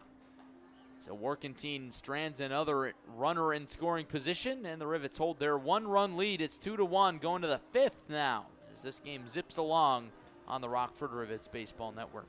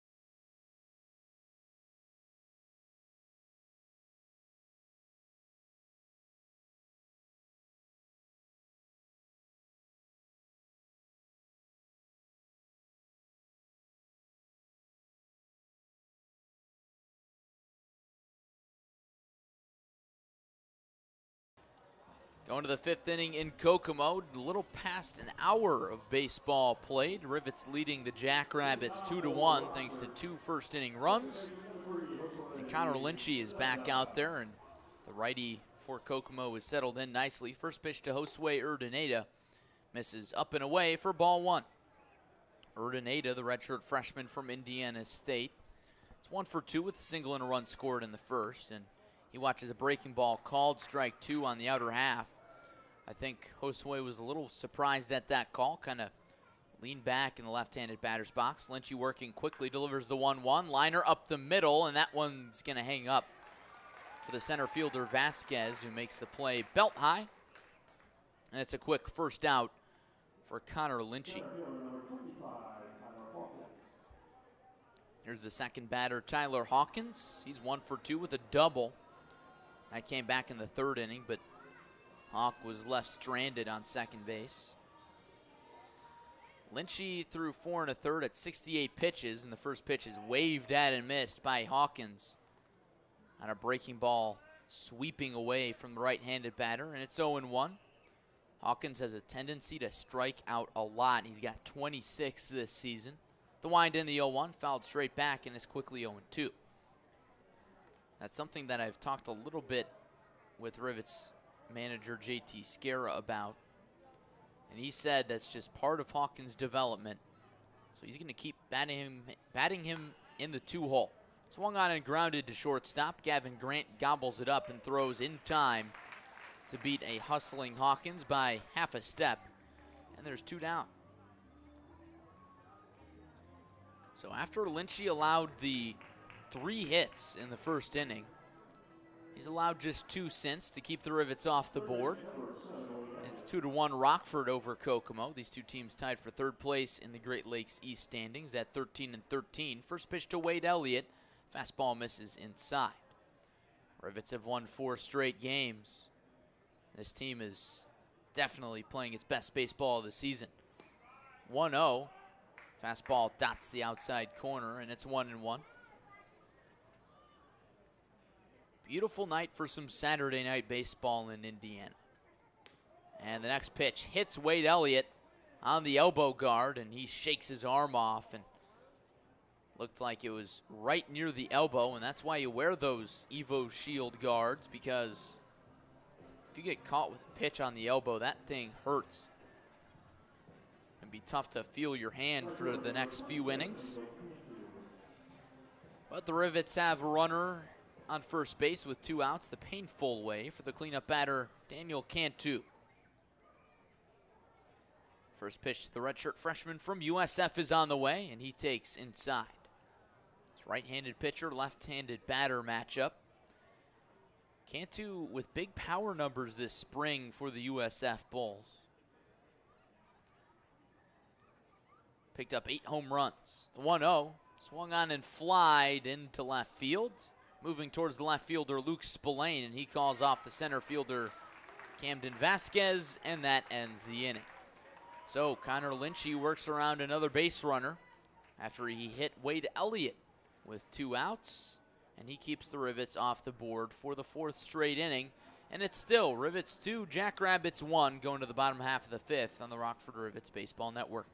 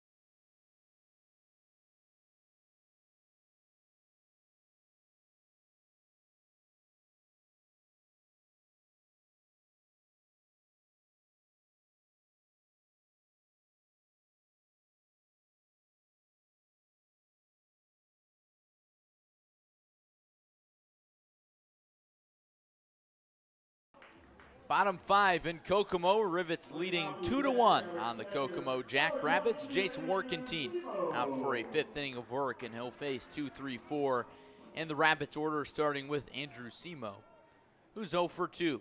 Lefty on right-handed batter, in the first pitch is a called strike on a fastball on the outer half. Simo squared around to bunt. Wade Elliott charged. Simo thought the pitch was outside, so he pulled back, but now he's behind on a strike. Here's the 0-1. Slow breaking ball. Hits just about the same spot and doesn't get the call from the home plate umpire, Scott Ginger. And it's 1-1. Orkentine standing at 6 feet on the mound. Turns and delivers the 1-1. Fastball pulled through the left side. On the ground into left for a leadoff single. So the leadoff man is on for Kokomo for the third inning off of Orkentine tonight. And here's the three-batter Luke Spillane, who has walked twice. So no official at-bat yet for the redshirt freshman from UC Irvine. Rivets lead 2-1 thanks to 2 first-inning runs, an RBI single by Wade Elliott, and an RBI triple by Phil Matulia is the difference. Spillane takes up and away for ball 1. Spillane was originally supposed to be the right fielder tonight, but after TJ Fontaine, the left fielder, was scratched, Spillane stayed in the lineup and moved to left. 1-0, slow chopper to third. Wade Elliott gloves, throws to second, and Urdaneta is going to eat the throw to first. Fans don't like the call at second base. It was a slow tapper, but Elliott's throw wasn't timed to second base. Urdaneta wanted to try and turn 2, but could not do so as Spillane has good speed, and he reaches on a fielder's choice. So the third time he's on tonight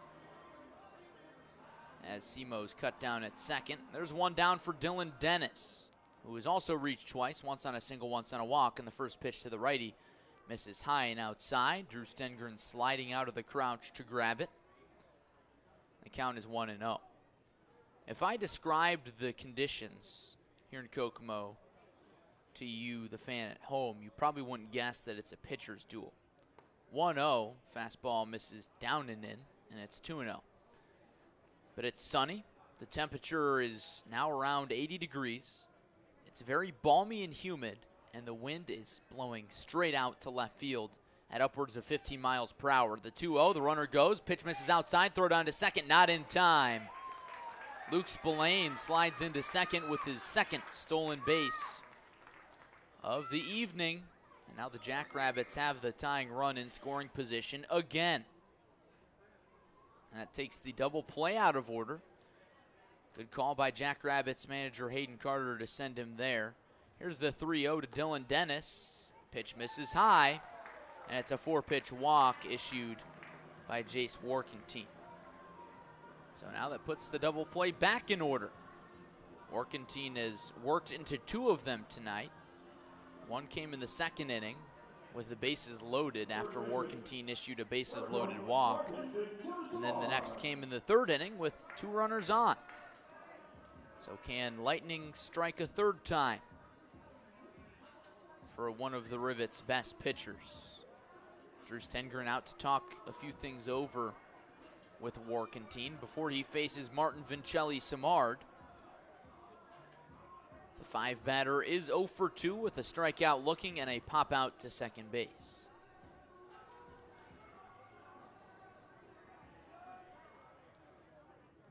Workentine has an intense aura about him on game day. Maybe it's the mullet and mustache combination. First pitch to the righty, misses up and away for ball 1. Stengren points his mitt back out at his southpaw as if to say, keep at it. You're getting a little closer. Workentine comes set at the belt. And here's the 1-0 pitch. Breaking ball misses high and outside again, and it's 2-0. When Workentine has missed tonight, it's been high and outside. Looked like he got a grip on his command for about the stretch of an inning. In the fourth, he almost worked a 1-2-3 inning. 2-0 pitch. Breaking ball breaks too much near the shoe tops of Vincelli-Simard, taken for ball 3, and it's 3-0. But Workentine only surrendered a base runner on an error in the fourth with 2 strikeouts, so it looked like he's dialed, but now He's dialed back out perhaps. 3-0 misses up and away. And it's back-to-back 4-pitch walks. 8 straight balls from Warkentine, and the bases are loaded with 1 out for Chris Santiago. No throwing in the Rivets bullpen quite yet. Warkentine at 85 pitches. Santiago is 0 for 1. He walked and scored the Rabbits' only run in the second and grounded into a 5-4-3 double play in the third. Here's the first pitch from Warkentine. Fastball paints the outside corner for a big strike 1 after 8 straight balls. So Luke Spillane is on third base. He reached on a fielder's choice. Dennis on second and Vincelli Simard on first. 0-1, swung on and poked into left, and that falls. Spillane scores from third. The throw from McDonald is cut off by Wade Elliott as Dylan Dennis stops at third base, and we are tied at 2. Brand new ball game in the bottom of the 5th, and the bases remain loaded for Josh Buckley. Everybody moves up 90 feet on that RBI single by Santiago, his 9th RBI. And the first pitch to Buckley misses outside. And it looked like Drew Stengren wanted a snap throw down to first to check on Santiago, but Fuentes wasn't covering, and you could tell the frustration from Stengren. The wind and the 1-0. Buckley swings and pokes it into shallow right. Daniel Cantu coming on, loses his cap, makes the catch. The throw to the plate is not cut off by Fuentes, as Dennis slammed on the brakes after faking towards home. It would have been a very shallow send. And now there's 2 outs. So a good fly ball out for Jace Warkentine there. Score tied at 2 after an RBI single by Chris Santiago. Here's the 8-batter Ryan Ellis. Dylan Dennis on third. Vincelli Simard on second, and Santiago on first. And the first pitch misses down and away to the left-handed batter Ellis, who's 1 for 2 with a strikeout and a single. Warkentine holds the mitt in front of his face, and the 1-0 swung on and pulled down the right field line. That drops.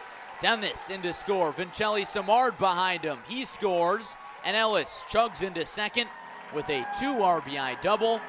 And just like that, Kokomo leads 4-2 in the bottom of the 5th, thanks to a 3 spot.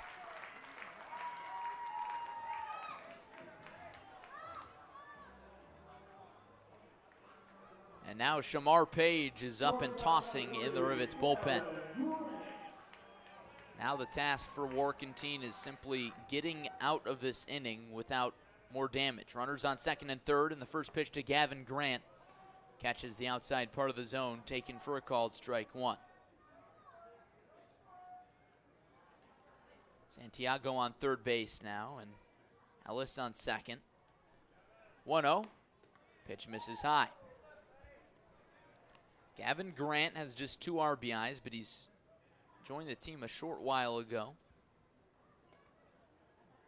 Had 16 RBIs for Oregon this spring. 1-1 pitch. Fastball outside again. Above the letters to the right-handed batter, Grant, and it's 2-1. Warkentine from the windup with nobody on first. Here's the pitch. Fastball above the letters, out over the heart of the plate, but too high, and the count's 3-1. Warkentine has looked much better from the windup, struggled from the stretch. We'll see if it helps him come back to the 3-1 pitch. Fastball misses outside, and the bases are loaded again. Another walk issued by Warkentine. That's now 9 walks issued by the Rockford Rivets left-handed starter. 9 walks to 5 strikeouts, and somehow Kokomo only has 4 runs. But now the order is flipped. Here's Camden Vasquez with 2 outs and the bases loaded, and the first pitch is a called strike 1, fastball on the inner half. Rabbits lead 4-2, 3 runs already in here in the bottom of the 5th. Warkentine holds the mitt in front of his face, kicks and delivers the 0-2, breaking ball high.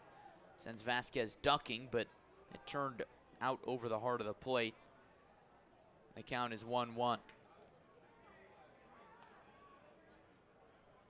Here's the pitch. Breaking ball, domes Vasquez. And that's going to bring in another run. Santiago comes in to score, and now it's 5-2 Jackrabbits.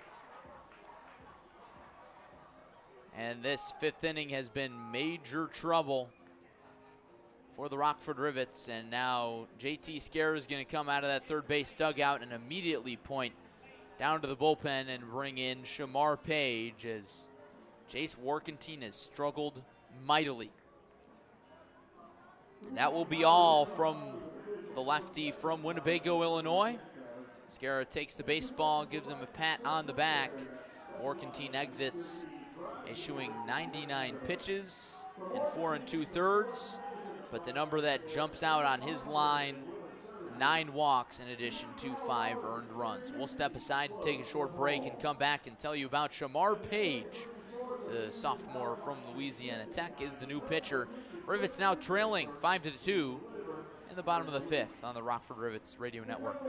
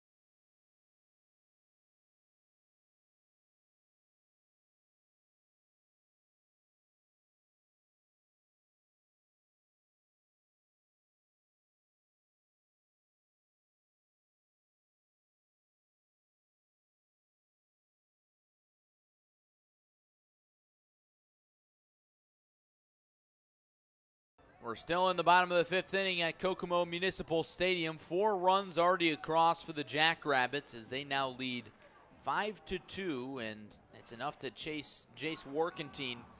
So the new arm for the Rivets is the right-hander Shamar Page. Page, a junior from Louisiana Tech, enters this appearance with 3 innings pitched. His last came against these Jackrabbits on June 22nd at home at Rivet Stadium. He pitched a scoreless inning, allowing 1 hit, 1 walk, no strikeouts. His first outing was a rough one on June 17th against Lakeshore. He went 2 innings, got the start, allowed 5 hits, 2 walks, and 5 earned runs in a 11-7 Rivets loss. So Page faces Andrew Simo. And Simo takes low, but a balk is called. Page was working from the windup, it looked like, but got called for a balk. And so Ryan Ellis comes to score from third base with the bases loaded. Grant moves to third. Camden Vasquez up to second. And now here's the first pitch to Andrew Simo. He takes strike 1 on a breaking ball that catches the outer part of the zone. A bizarre balk call. I wasn't watching close enough to really see what happened. Now the Rabbits lead 6-2, 5 runs in this 5th inning. Page sets at the belt. Here's the 0-1. Fastball, strike 2 on the inner half of the zone, so good job by Page going to the outside part on 1 pitch, then the inside part of the zone on the next. Shamar stands on the right side of the rubber, sets in a closed stance. And the 0-2 to the Kokomo catcher is on the way. Swing and a miss. He got him on a wipeout slider. Stengren throws down to first, and that mercifully ends the Kokomo 5th inning, but 5 runs come in to score, all of which will be charged to Jace Warkentine. And now the new score, Jackrabbits 6, Rivets 2, going to the 6th on the Rockford Rivets radio network.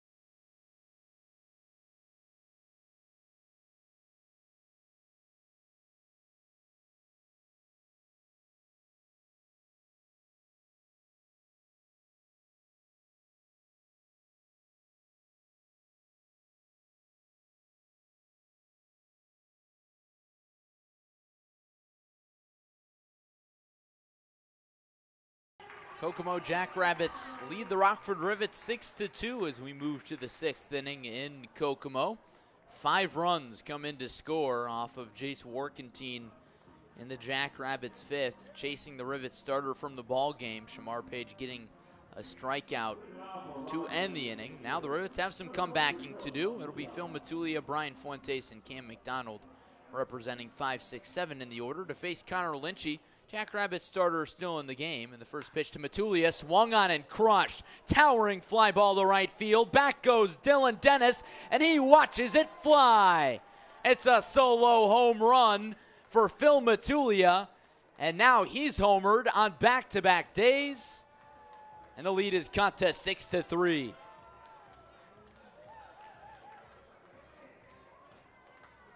Phil Matulia might be the hottest bat in the Northwoods League. Riding a 7-game hit streak, and now a 2-game home run streak. First Rivets run since the first inning, when the Rivets scored 2 against Lynchy.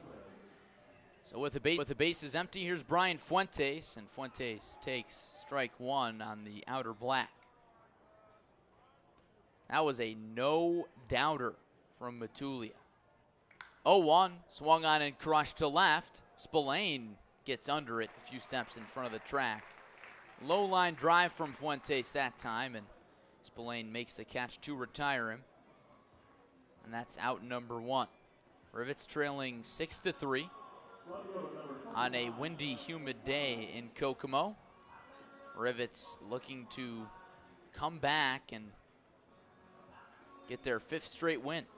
Righty on righty as Cam McDonald steps in. The first pitch, fastball downstairs for ball 1. Cam is 0 for 2, a fly out and a strikeout. Lynchy working quickly, the 1-0. That time he finds his own, brings the fastball up, and it's 1-1. Earlier in batting practice, the wind was still howling out to left field, perhaps more than it is right now. 1-1 to McDonald. He lays off a bender in the dirt, 2-1. But the Rivets teammates were ribbing McDonald a little bit as he wasn't able to hit a batting practice home run. 2-1 pitch, chopper up the middle. The second baseman Ellis fields behind the bag, jump throw in time to get McDonald at first base by a half a step. It's a gem of a play from Ellis, and there's 2 down. Connor Lynchy, Kokomo's right-handed starter, settling down after allowing that mammoth shot to Phil Matulia to start the inning. Rivets trail 6-3. And the bases are empty for Brody Harding, who's 2 for 2 with 2 singles. First pitch from Lynchy. Fastball called strike on the inner corner. Harding shakes his head at the call. Steps out of the box and taps his cleats despite the all-artificial turf surface. It's funny how some habits just stick. Lynchy shakes off Simo and now comes home with the 0-1. Fastball slapped foul into the screen, and the count is 0-2. Harding needs some pine tar, makes the signal to the dugout. Josue Urdaneta tosses him some sticky stuff. He wipes down his bat with it. It's interesting to me that pine tar and other substances were never referred to as sticky stuff before this year's Major League Baseball controversy. 0-2 from Lynchy. Fastball misses outside, and the count is 1-2. And sometimes I've been led to wonder how much pitchers at the college level use grip assistance. 1-2, jam shot, pop fly, shallow third base, and Santiago makes 4 steps in and makes the grab. And after Connor Lynchy surrenders a solo home run to Phil Matulia, he sets the Rivets down in order, but the Rivets trim the lead down to 6-3 going to the bottom of the 6th on the Rockford Rivets Radio Network.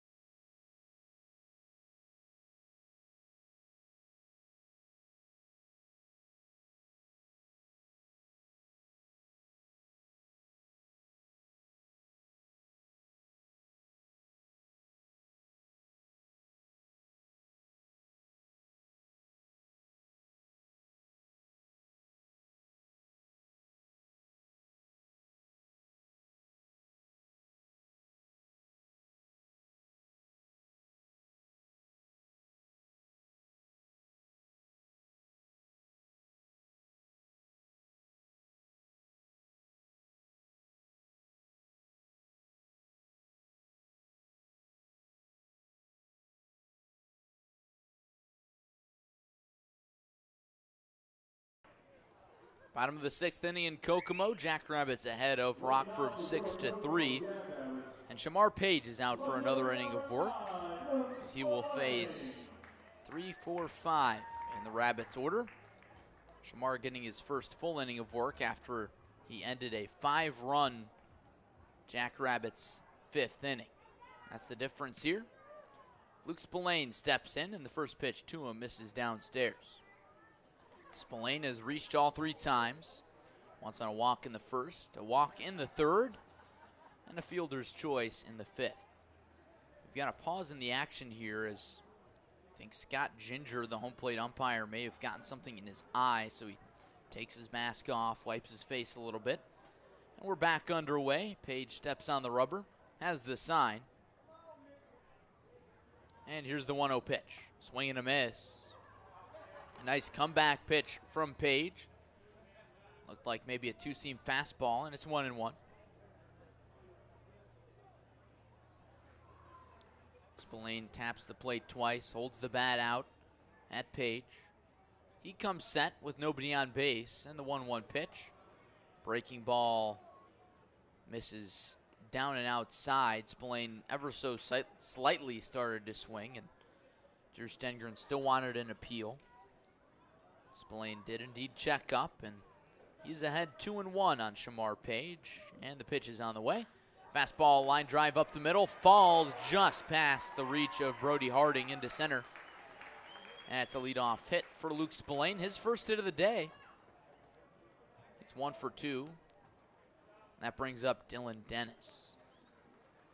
Rivets bullpen has been solid. Over the last 6 games, the Penn's ERA is just 1.67. Big part of this 4-game win streak that the Rivets need to come back to extend to 5. Rockford trailing 6-3, bottom of the 6th. Here's Dylan Dennis, who has a hit and 2 walks. First pitch, breaking ball knocked down by Stengren on the artificial turf, and it's 1-0. Dennis calls Manhattan Beach, California home.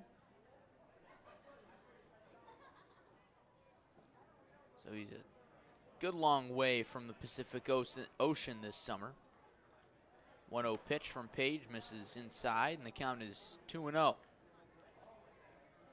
Page sporting red and white turf shoes with his dark gray Rivets uniform. He comes set at the belt. And here's the 2-0 pitch to Kokomo's cleanup batter. Fastball dots the outer half. Taken for a called strike 1. It's 2-1. Jace Warkentine's line is now final. Went 4 2/3 innings, allowed 5 hits, but 6 earned runs on a whopping 9 walks and 5 strikeouts. 2-1 delivery from Shamar Page. It's on the way. Popped up. Shallow center field. The right fielder Daniel Cantu comes in and makes the grab. And that's out number 1 here in the bottom of the 6th. Luke Spillane retreats back to first base. Jackrabbits ahead 6-3 on the Rivets. Here's the 5 batter Martin Vincelli Samard. Vincelli Samard, the sophomore from Sacramento State, but he calls Quebec, Canada home. And I've been told that Martin is a big Montreal Canadiens fan, so he's got to be excited as the Canadiens continue to advance in the Stanley Cup playoffs. First pitch. Breaking ball misses high to the right-handed hitter. It's 1-0. Righty on righty matchup here. Vincelli Samard's dad, I'm told, was in town in Indianapolis for some sort of business convention, so word is he may be here in Kokomo for the game today. Long pause in the 1-0, runner goes. Fastball drilled down the left field line, but well foul. That thing had home run distance, but not even close to the left field foul pole, and it's 1-1. But because of the border restrictions between the United States and Canada due to COVID-19, Martin Vincelli Samard has not been able to go to Canada, and his parents have not been able to come into the United States all that much, so they have not seen him play. 1-1 to the Kokomo first baseman. Pitch misses down and away, and it's 2 balls and 1 strike.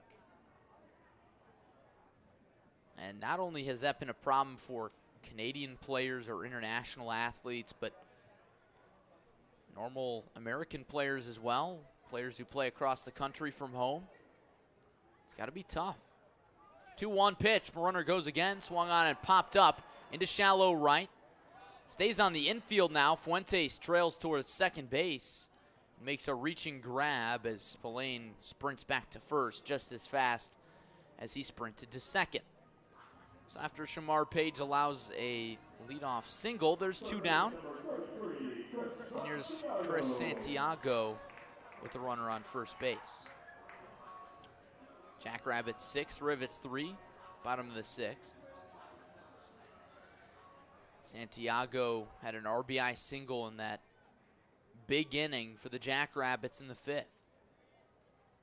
Page with a quick check on Spillane. The pickoff throw is high. Tag not applied by Fuentes. And it's just a I've got my eye on you type of move. Page comes set, gives a look at the runner, and he fakes towards second, and the pitch misses in the artificial turf. Stengren knocks it down, looks the runner back, and it's 1-0. It's 8:25 in the Eastern time zone. Wind still blowing out, but it's getting considerably darker here in Kokomo. Gotta wonder if there's some weather moving in. We'll take a look at the weather radar here in a few moments. 1-0 pitch. Liner into center. Sends Hawkins back. He's under it and makes the catch for out number 3. Shamar Page works around a leadoff single issued to Luke Spillane. And the score remains Rivets 3, Jackrabbits 6. Going to the 7th. Comeback Screws need to strike again. Find out if they can coming up next on the Rockford Rivets Radio Network.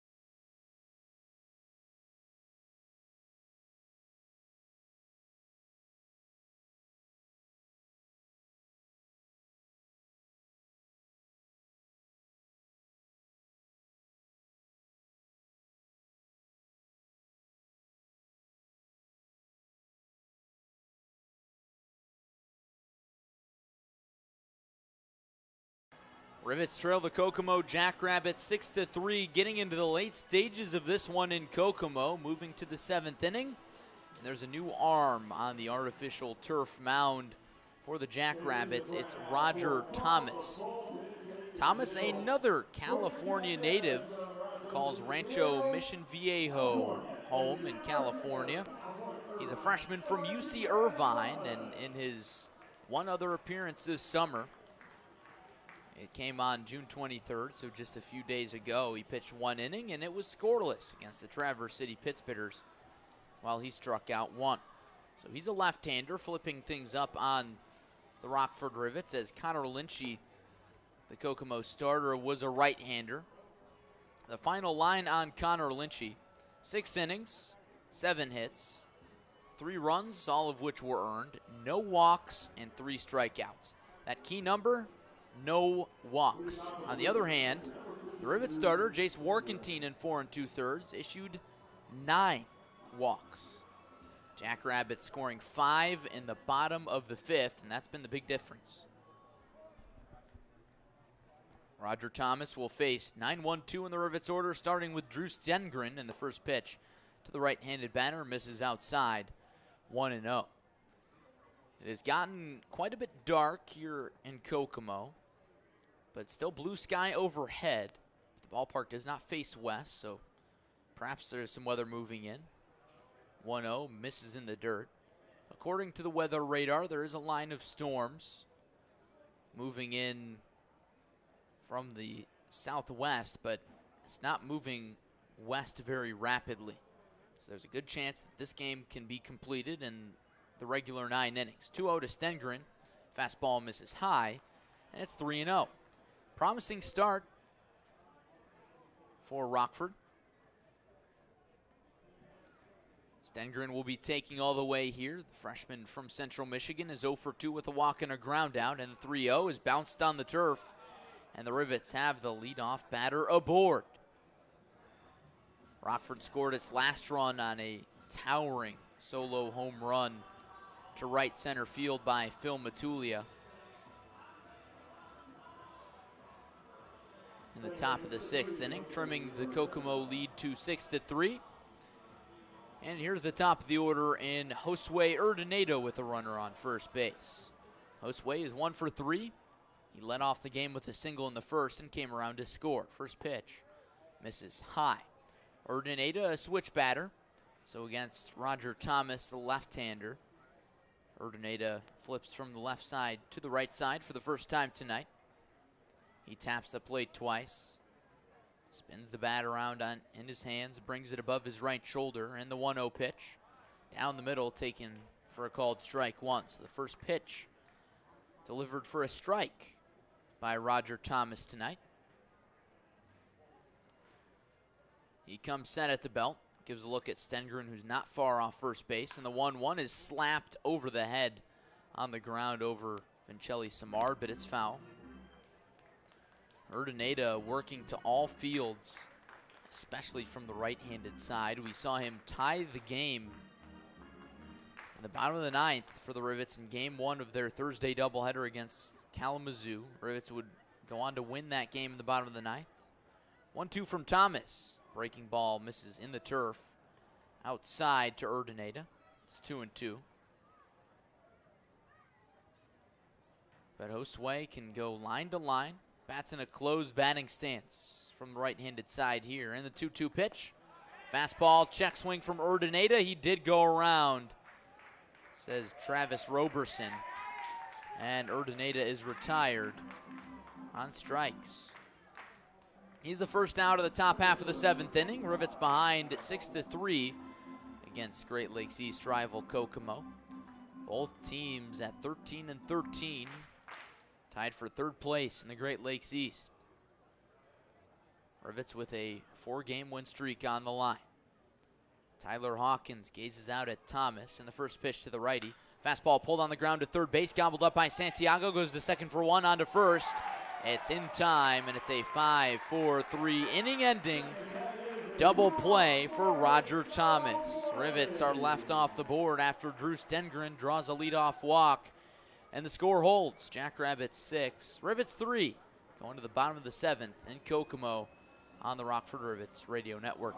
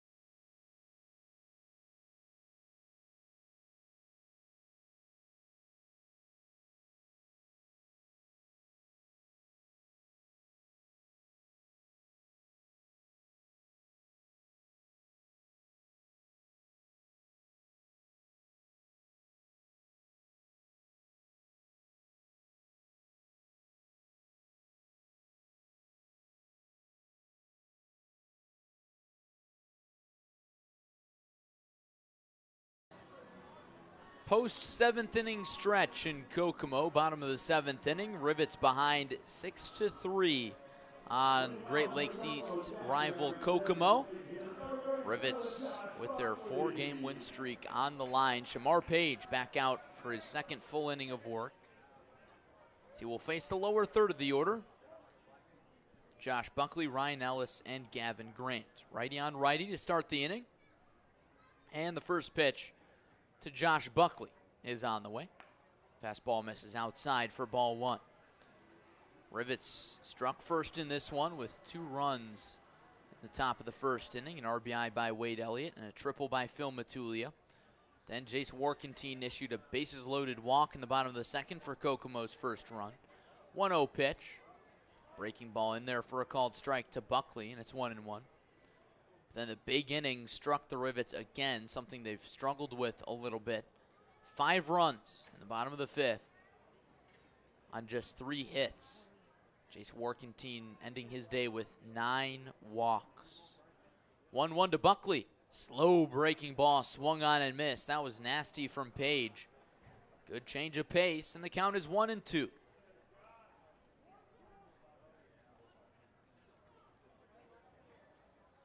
Buckley 1 for 8 versus the Rivets coming into this one. And today he's 0 for 2 with a walk. So make it 1 for 10. Here's the 1-2. Fastball misses just slightly high. It was over the plate. Now it's 2-2. Drew Stengren liked the pitch, nodding at Page out there on the mound. Page nods back as he gets the sign. Comes set with nobody on base. Here's the 2-2 pitch. Breaking ball way high. He lost the grip on it. And now the count is full.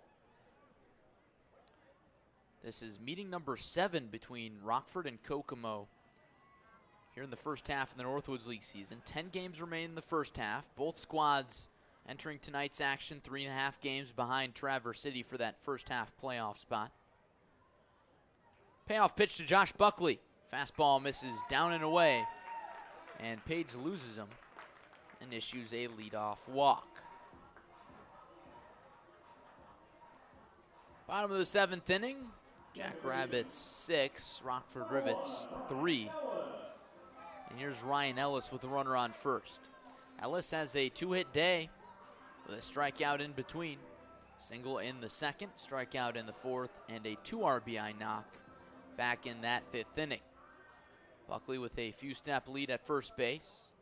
Page gives him a look. Comes set, and here's the first pitch to Ellis. He takes downstairs. The lights have been flipped on at Kokomo Municipal Stadium, 8:37 in the Eastern Time Zone. Thanks for joining us on the Rockford Rivets Radio Network. Wind continues to howl out to left field. 1-1 to the lefty. There's a called strike, and now the count is 1-1. Sometimes I get confused looking at the scoreboard here in Kokomo because they've got an at-bat column, a ball and strike column naturally, and they're all right next to each other. And Ryan Ellis wears number 1. He sends a tapper, slow roller past the mound. Harding steps on second for 1, on to first in time. A quick turn from Brody Harding. He needed to make that lightning fast, and he did. As soon as that got past the mound, I didn't think anybody was going to have enough time to turn that. It rolled over the mound. Harding gloved it, and almost in one smooth motion, stepped on second and threw to first, just in time for the 6-3 double play.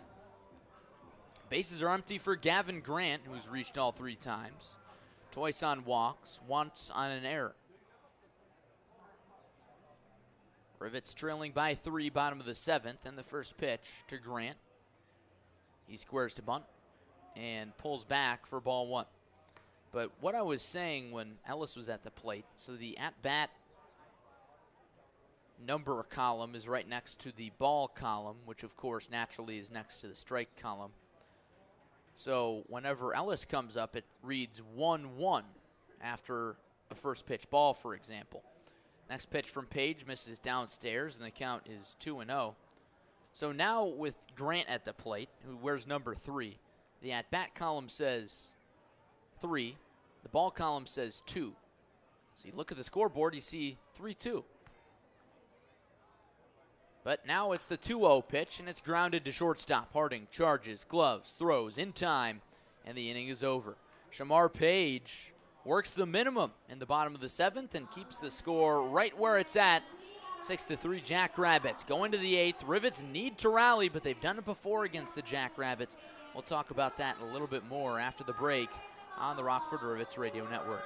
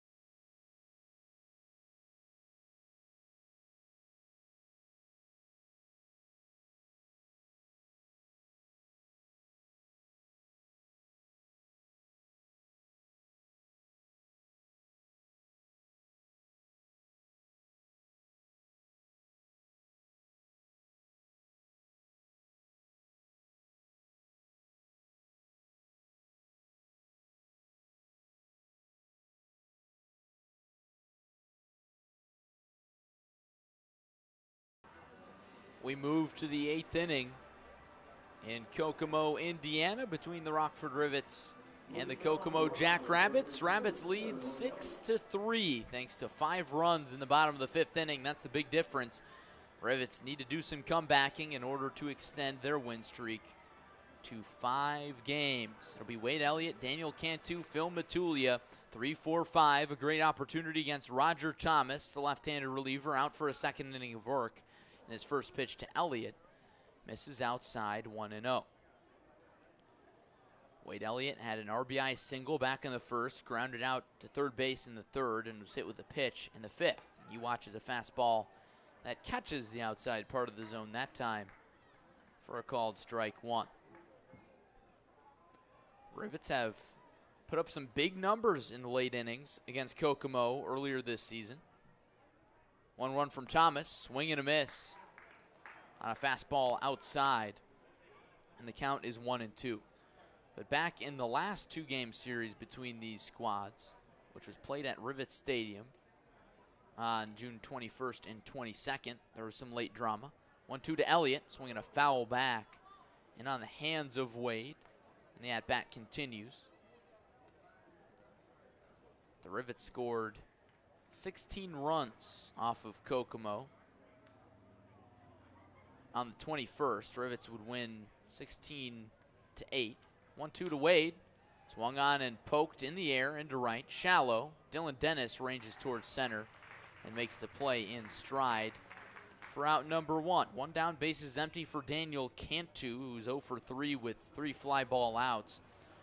Rivets behind by 3 runs. But in that game on the 21st, Rockford was trailing going into the late stages, and then they scored 3 runs in the bottom of the 6th and 7 runs in the bottom of the 7th. First pitch to Cantu, down and away to the left-handed batter, and it's 1-0. So the Rivets scoring 10 runs in the 6th and 7th combined in that matchup. Rivets have had a lot of late magic lately on this win streak. 1-0 bounces. That time a fastball, and it's 2-0 on the redshirt freshman from USF. Back in the Rivets doubleheader on June 24th, which was Thursday, the Rivets scored 3 runs in the bottom of the 9th to beat Kalamazoo by a score of 9-8. And then the Rivets walked it off with a run in the 10th inning for the nightcap. 2-0 to Cantu. He jumps out of the way. And the count is 3-0. So Thomas losing this lefty-lefty battle, which you'd expect the pitcher to win. Cantu with great plate discipline. He's not going to swing it much outside the zone. Thomas comes set with nobody on, and the 3-0 pitch swung on and missed. So Cantu had the green light on 3-0, and with nobody on, why not? But it looked like the pitch may have been a little bit low. Cantu in a closed batting stance brings the bat above his shoulder and waves it back and forth. And the 3-1 pitch swung on and fouled back, and Thomas has battled it back full. The game of baseball is starting to come around a little bit more on swinging in 3-0 counts, because generally pitchers throw their best pitch on 3-0. 3-2, swung on and missed on a pitch in the dirt, and Thomas comes back from down 3-0 to retire Daniel Cantu on strikes. 2 down, nobody on for Phil Matulia, who homered his last time up. Rivets behind 6-3 in the bottom of the 8th. Matulia is a single and a double away from the cycle. So Phil knocking out the 2 toughest parts first. A triple in the first inning of the RBI variety, and then a solo shot in the 6th. He watches the first pitch down and away. But talking about those 3-0 counts, for whatever reason, pitchers almost always deliver a strike on 3-0. And so why not swing? 1-0 to Matulia, shot foul. Down the third base side, out of play, 1-1. Matulia usually doesn't get to many 3-0 counts or 3-ball counts or anything of that nature. He likes to swing early. He's got an open batting stance from the left side against the southpaw Thomas. Thomas takes a breath, kicks and delivers the 1-1. Fastball misses up and away above the letters of Matulia, and it's 2-1. Matulia absolutely tearing it up after a nice campaign this spring for Louisiana Tech. 2-1, chopper to first. Backhanded by Vincelli Simard. He flips to Thomas, who covers the bag in time, and the inning is over. The Rivets are set down in order in the 8th inning, and they're going to have to rally in the top of the 9th to tie it. But for now, their main focus is keeping this game right where it's at. They trail 6-3, going to the bottom of the 8th on the Rockford Rivets Radio Network.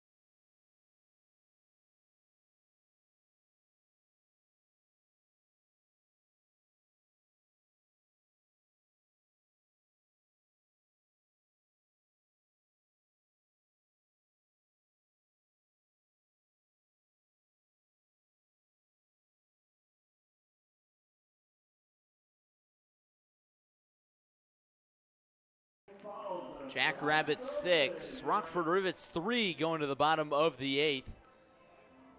The difference in this one, 5 runs in the bottom of the 5th for the Jackrabbits. Rivets with their 4-game win streak on the ropes. Shamar Page has been a shining light, though, coming on in relief of Rivets starter Jace Warkentine, who struggled through 4 2/3, has left Kokomo off the board.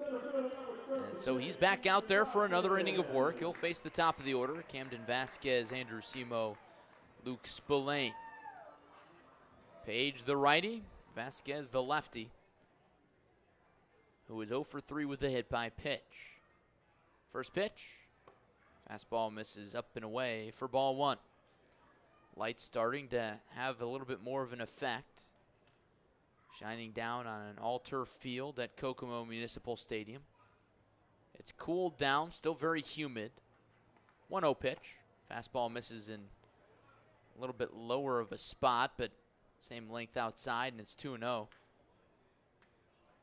The wind is continuing to knock those flags stiff in straightaway left field. They've been blowing hard all night.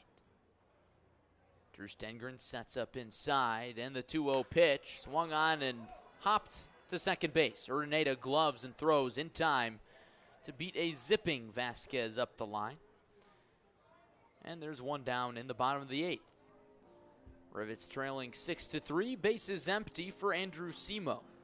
Simo has 1 hit today. It came back in that 5-run 5th inning. Other than that, though, it's been a tough day for him. 2 ground outs, including a double play in the 2nd inning, and a strikeout to end that 5th inning against Shamar Page. Page only has 1 strikeout, but he's been so effective pitching to contact. Page working from the stretch with nobody on. He kicks and fires the first pitch. Floater to shortstop and caught on a line by Brody Harding, and it's a quick 2nd out. Page working efficiently.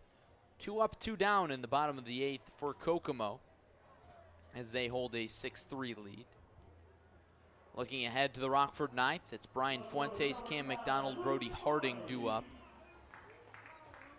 Those three batters representing 6, 7, 8 in the Rivets order. Hard to tell who's going to come into the ball game for the Jackrabbits. I guess we'll find out in a few moments. First pitch to Luke Spillane. Swung on and shot on the ground into left field between the third baseman Elliott and shortstop Harding. And it's a 2-out single for the three-batter. Back-to-back singles on Spillane's line, who has now reached all 5 times tonight. Twice on a walk, once on a fielder's choice, and now twice on singles. Here's Dylan Dennis. Dennis popped out to right field his last time, but reached his first 3 times on a single and 2 walks.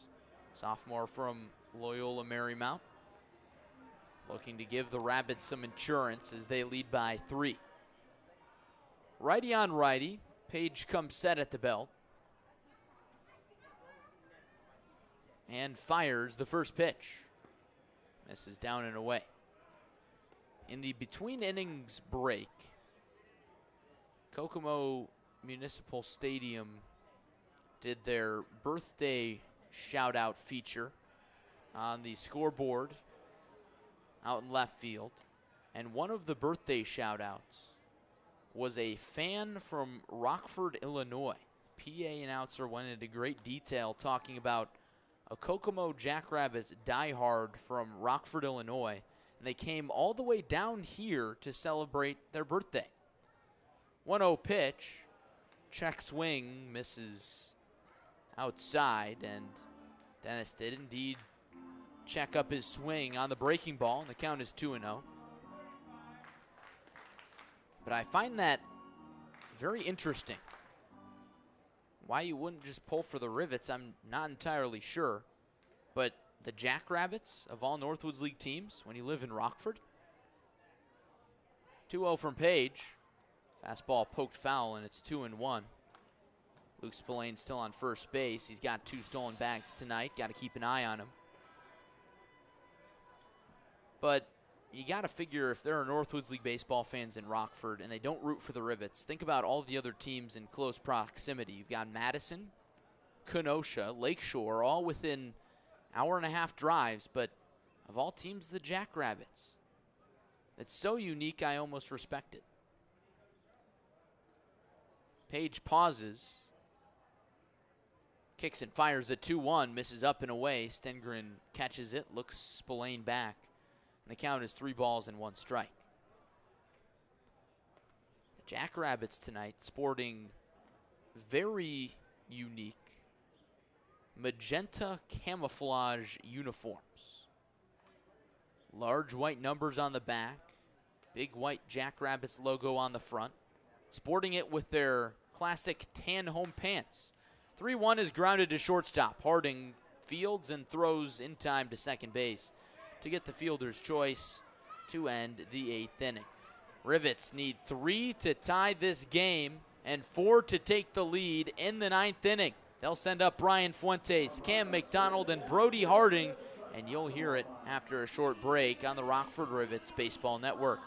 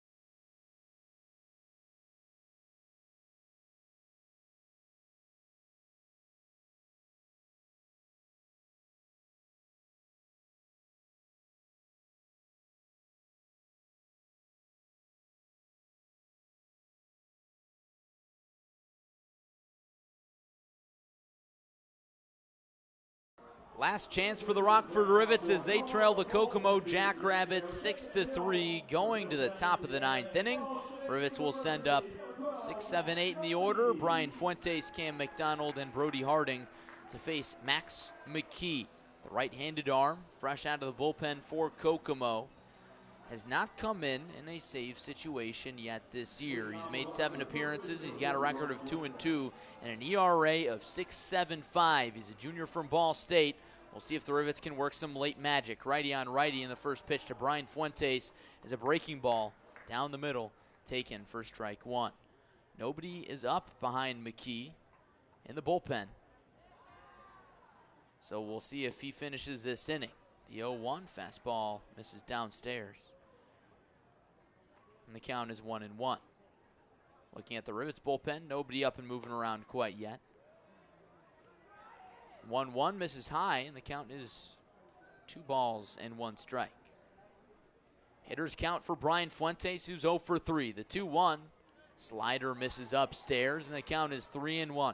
A promising start for Fuentes, the former Jackrabbit, and his Rivet squad. 3-1 curveball yanked, and it's a 5-pitch walk issued to Fuentes to start the 9th inning. Rivets trail by 3 with their 4-game win streak on the line. Cam McDonald steps in now. He's 0 for 3. Needs a base knock to extend his 5-game hit streak. Entering tonight at 4, so if he got a base hit, it would become a 5-game streak. Righty on righty, the first pitch. Breaking ball misses up and away. So McKee struggling with command a little bit in the early going of this 9th inning outing. McKee, the Indiana native, has issued 11 walks to 8 strikeouts this season. 1-0 misses outside, and it's 2-0. Can the comeback screws put something together again? Do or die time.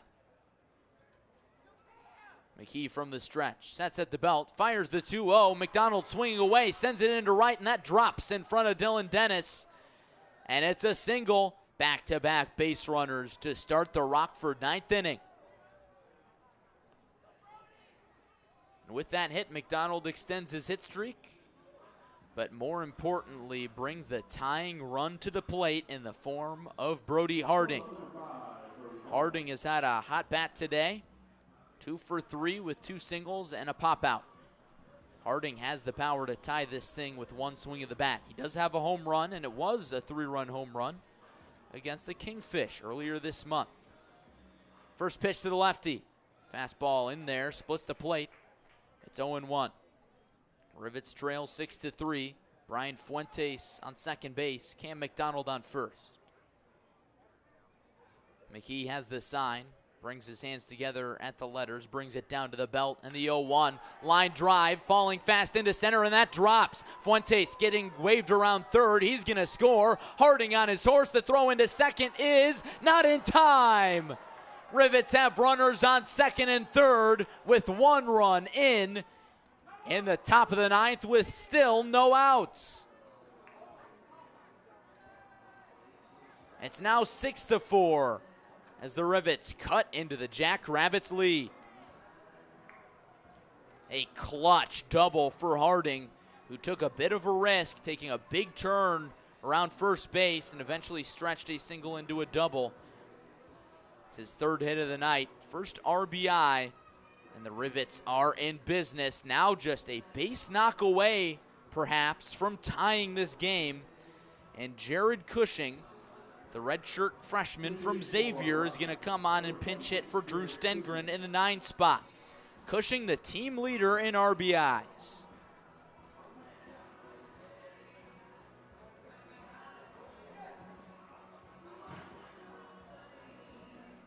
Cushing getting the day off from the starting lineup today. Has battled a little bit of finger soreness. A nagging injury he's had since the spring season at Xavier. He comes on in one of the biggest spots of the season for the Rivets. looking to extend a 4-game win streak. First pitch to him, a fastball paints the outside corner, and it's 0-1. Cushing shakes his head at the call. Now adjusts his batting gloves. Cushing standing at 6'3". With a gapper, could tie this game up. Here's the 0-1. He lays off the breaking ball, misses low and away. Picked out of the turf by Simo, and it's 1-1. Cam McDonald on third base. He singled. Brody Harding on second after an RBI double that scored Brian Fuentes, who started all this action with a walk. McKee pauses and delivers the 1-1. Liner up the middle, and that falls into center. McDonald comes in to score. Harding gets the stop sign at third base, and the Rivets are 90 feet away from tying this game in the top of the 9th inning. It's a pinch hit RBI single for Jared Cushing, and the lead is cut to 6-5. Now Hayden Carter, Kokomo manager, is going to come out for a mound visit. But first, he's going to go to the home plate umpire. And I hypothesize he's going to move Chris Santiago from third base to pitch. Rivets have seen Santiago in a number of high-pressure situations. In fact, Santiago closed out a game against the Rivets earlier this year. And so now JT Scara is going to pull some strings of his own as he's going to pinch run Brody Harding at third base for Max Malley. So Malley comes into the game for Harding. And now Hayden Carter is done chatting with the home plate umpire, Scott Ginger. He's going to go out and chat it over with the Kokomo infield. So correction on something I just said. Brody Harding remains in the game to run at third base. Max Malley is the pinch runner for Jared Cushing at first. So Cushing comes through with an RBI single to bring the game within 1. And he immediately checks out of the game. But the Rivets now just have the tying run 90 feet away, but it's a pitching change for Kokomo. Chris Santiago moves from third base to the pitcher's mound for Max McKee after the righty lets up 2 runs to start the top of the 9th. We're going to step aside and take a brief break, but don't go anywhere. Tying run 90 feet away in the top of the 9th inning on the Rockford Rivets Radio Network.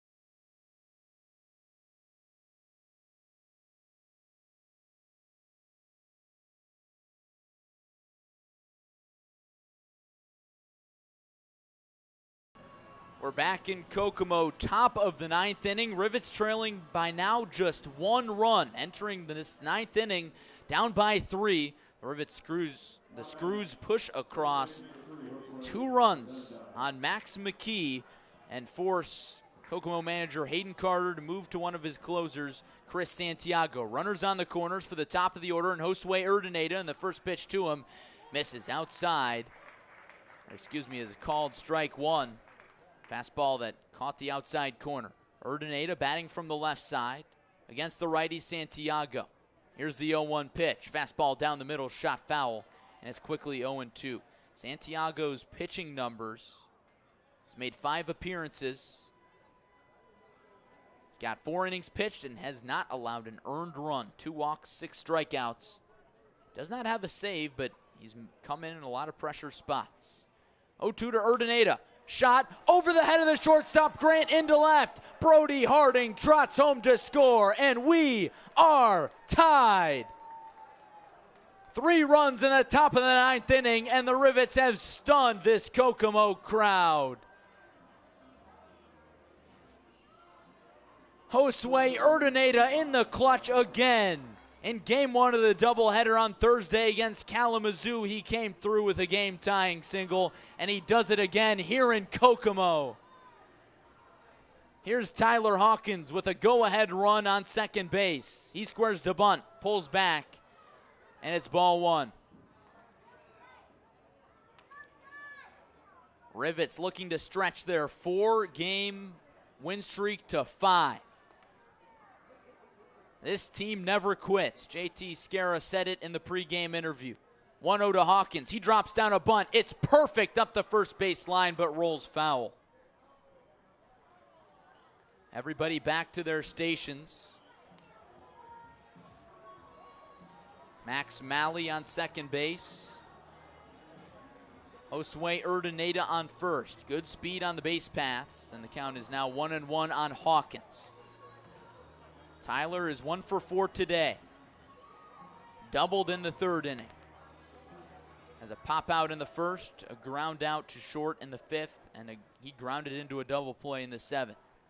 Santiago comes set at the belt. Hawkins squares the bunt again. It's back to the pitcher. Santiago fields, throws to first in time, but it was a risky play. The second baseman Ellis over to cover. The throw brought him across the bag as Hawkins was moving up the line. It's a successful sacrifice bunt for just the first out of the inning. Scored a sacrifice 1-4. Urdaneta moves to second base. And more importantly, the go-ahead runner in Max Malley is now on third, and the infield comes in for Kokomo. And Wade Elliott steps in the box, and he gets intentionally walked. So now the bases are loaded with 1 out for Daniel Cantu, who is 0 for 4, but had the game-winning hit in the aforementioned Game 1 of Thursday's doubleheader. Earned himself Northwoods League Player of the Night. You could say he's due today. 6-6 ball game, top of the 9th inning in Kokomo. Rivets with 3 runs in the top of the 9th already. First pitch to the left-handed batter. Swung on and lifted down the left field line, and that falls foul onto the grassy berm. And it's 0-1. Cantu struck out swinging his last time in the 8th, but aside from that, he's got 3 fly ball outs, and a deep fly ball could give the Rivets the lead. Malley with good enough speed to tag from third base. 0-1 from Santiago. Breaking ball can't catch the back door, just missing outside, and it's 1-1. The Rockford Rivets with another thrilling comeback. How many of these have we seen from this team lately? Santiago has the sign from Simo, delivers the 1-1. It's popped foul, out of play again. A little more shallow than the last foul ball off the bat of Cantu. And now it's 1-2. Cantu, the redshirt freshman from USF, has already faced a few big moments with the Rivets. He's faced a number of big moments with USF in their run to Super Regionals in the College World Series. 1-2 pitch, swing and a miss, and he's set down on strikes. Santiago went to the breaking ball on the turf. Simo knocked it down, and now there's 2 outs. Bases still loaded for Phil Matulia. Matulia is 2 for 4 tonight with a triple in the 1st and a home run in the 6th. The hottest bat in this Rivets order on a 7-game hit streak. Rivets and Kokomo tied at 6. Top of the 9th. Rivets with 3 runs in and the bases loaded. First pitch to the left-handed batter. Matulia takes low, ball 1. Matulia, the junior from Louisiana Tech, also played some College World Series baseball in the Ruston Regional. 1-0 from Santiago. Swung on and popped up. Left side. And Michael Snyder, the third baseman, gives it a look as it falls into the concourse out of play. Count is 1-1.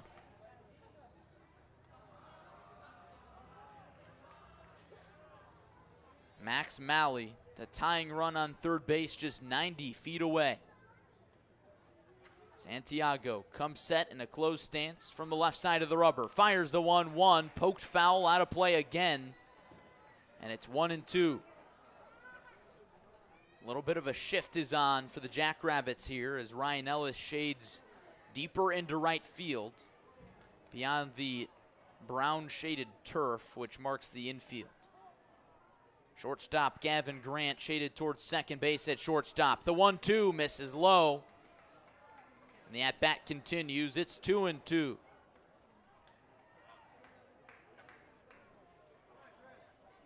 Jared Cushing tying this game with an RBI single to score Brody Harding. Can Matulia give the Rivets the lead? 2-2 from Santiago. Misses up and away, and the count is full. Matulia steps out of the box, climbs back in, taps the plate once, holds the bat out at Santiago, now brings it to his left shoulder. Gazes out at the right-hander. Here's the payoff pitch. Liner right at Ryan Ellis in shallow right, and he makes a sliding play to preserve the tie and end the inning. But the Rivets score 3 times in the 9th to tie this game at 6. We go to the bottom of the 9th. We'll see who comes out of the Rockford Rivets bullpen as they try to send this thing to extras coming up next on the Rockford Rivets Radio Network.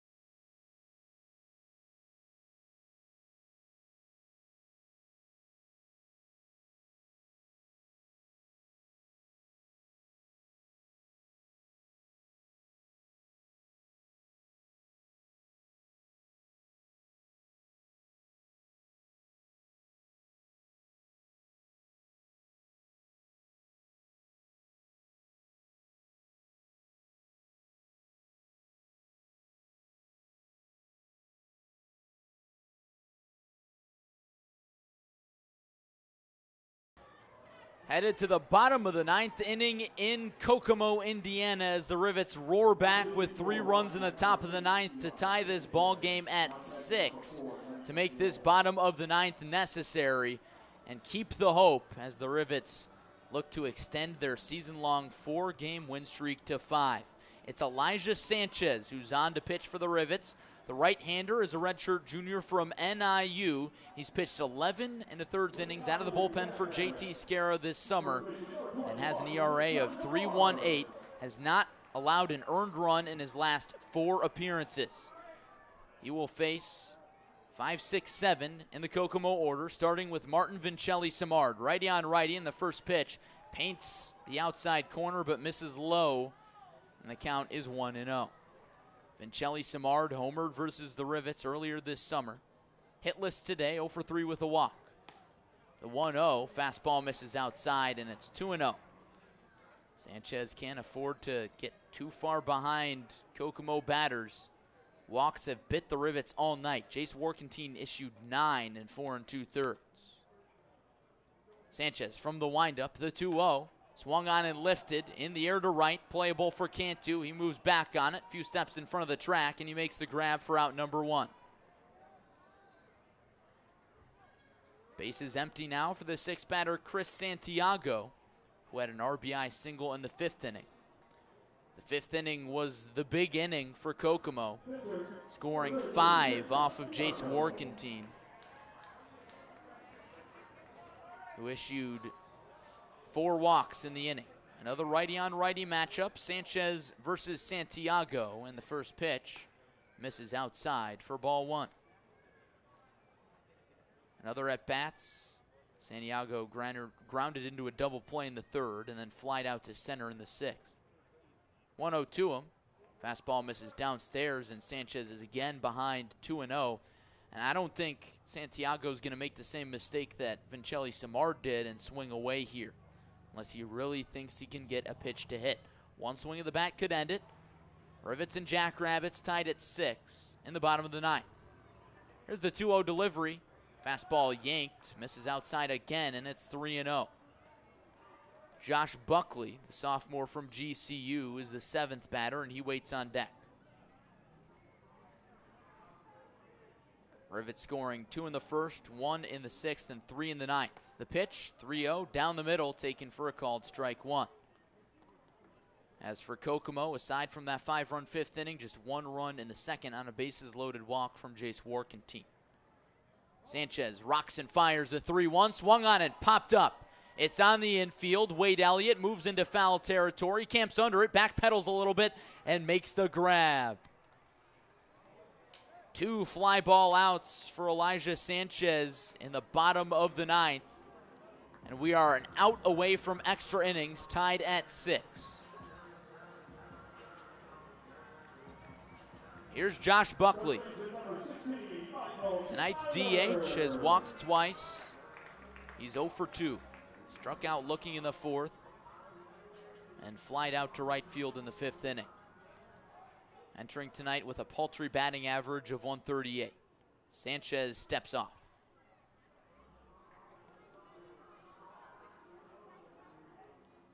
Baseball is a game of unlikely heroes, so you never know who could make or break a game for either side. First pitch to Buckley. He takes a fastball low. Looking down the Rivets bullpen, no action. No need for action quite yet. Nobody on, 2 down, bottom of the 9th. Rivets and Jackrabbits tied at 6. Wind still howling out to left field. The wind and the 1-0. Curveball popped up directly over our head in the press box. And the count is 1-1. Lights now taking full effect at Kokomo Municipal Stadium at 9:20 in the Eastern Time Zone. Rivets riding a 4-game win streak, tied with the Jackrabbits for 3rd place in the Great Lakes East at 13-13. 1-1. Fastball misses below the knees to Buckley, and it's 2-1. When Sanchez has missed here in this 9th inning, it's been close misses. So close that the Jackrabbits have swung away, and counts that Sanchez has been far behind, and now he bounces a breaking ball that gets by Stengren. Or the new catcher, excuse me, is Grant McGill. Stengren was pinch hit for Jared Cushing, who came through with a game-tying single in the top of the 9th. It's a move that JT Scarra has made a handful of times, and it pays off here. Count is 3 balls and 1 strike on Josh Buckley. Here's the pitch. Tapper to second base. Urdaneta gobbles it up, throws to first, and we are going to the 10th inning. The Rivets are 1-0 in extra innings this season. Can they make it 2-0 and make it 5 wins in a row? Perhaps we'll find out after a short break on the Rockford Rivets radio network. We're tied at 6th, going to the 10th.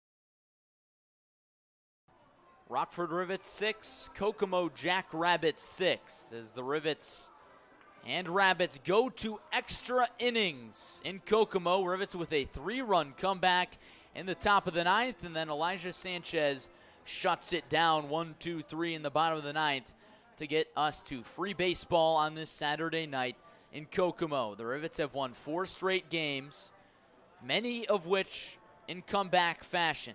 So many one-run games for the Rivets recently.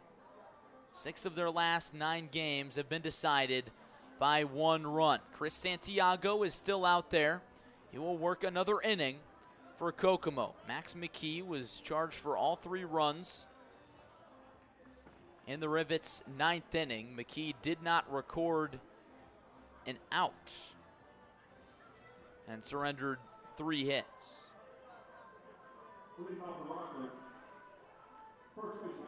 Leading off the top of the 10th inning for Rockford with Phil Matulia on second base is Brian Fuentes. Fuentes started that 9th inning with a walk.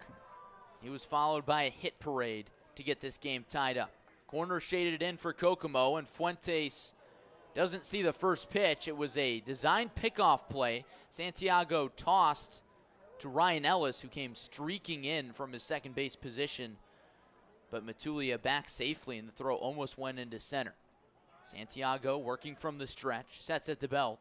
Matulia with a short lead, in the first pitch to Fuentes, swung on and popped up, foul over the screen for strike 1.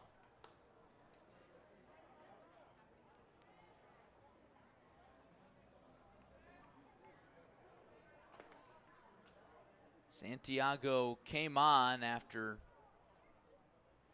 McKee allowed 3 hits, faced 4 batters.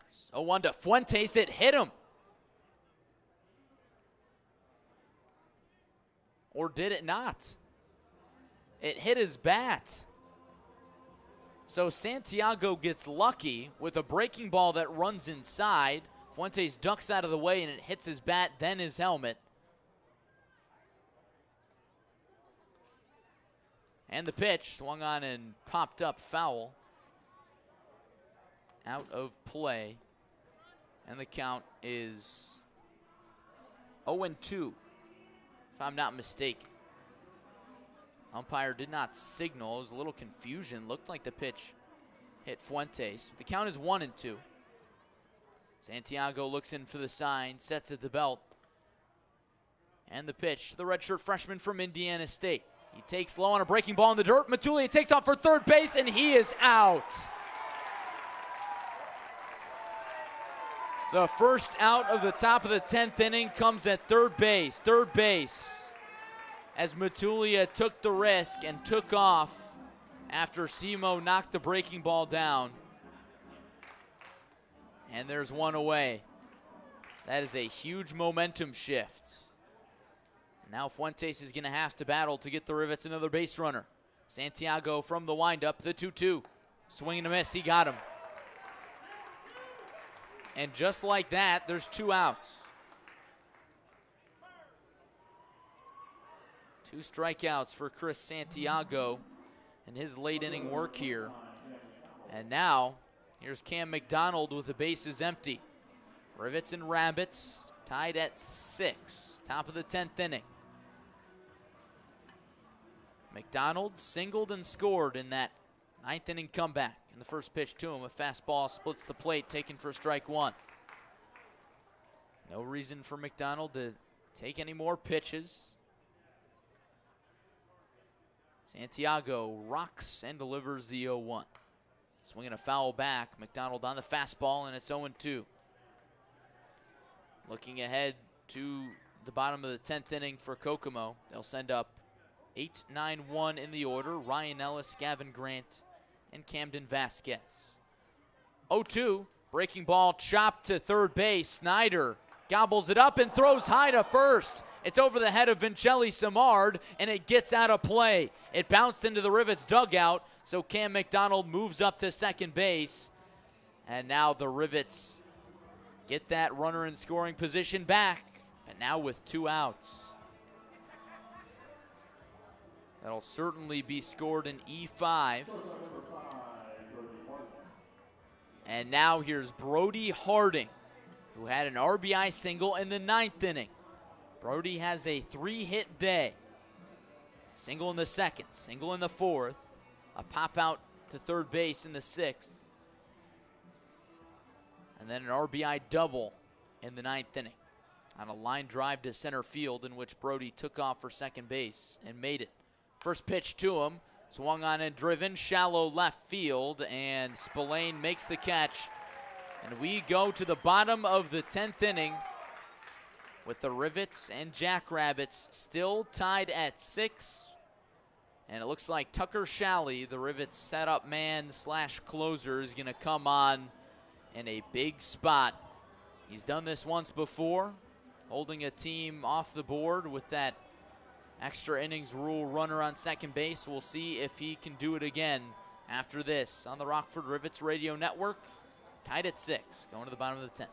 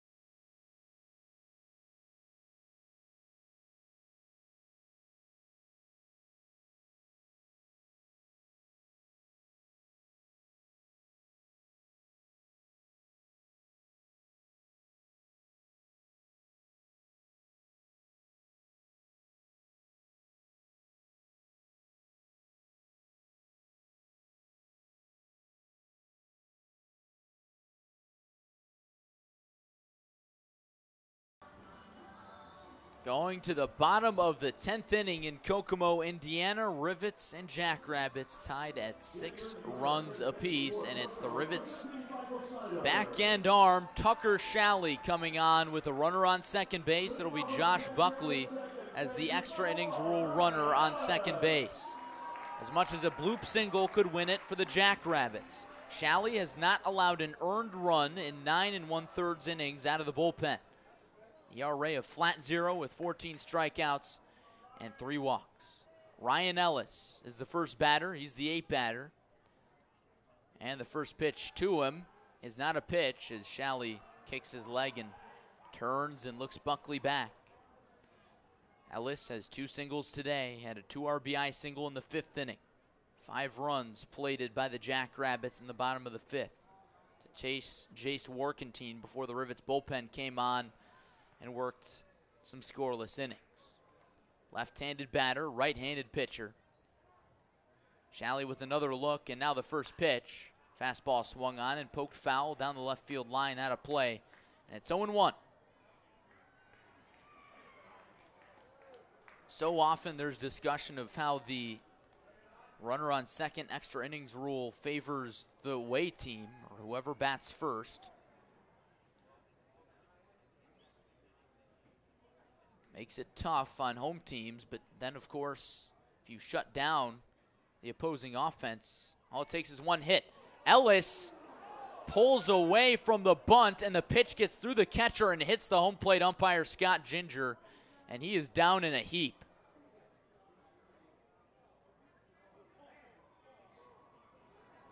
The pitch hit him flush in the leg, and looks like he's hobbling. He got up, limped for a little bit, and now he's down on one knee. It looked like the pitch may have ran in and hit Ellis, but it did not. He pulled back his bunt. It got through the catcher, McGill, and hit the umpire, Ginger. So that allows Buckley to move up to third base with still no outs. And a 1-1 count. And now Ginger's going to walk it off a little bit around home plate. An interesting turn and an already very interesting game. The crowd claps it up for Ginger.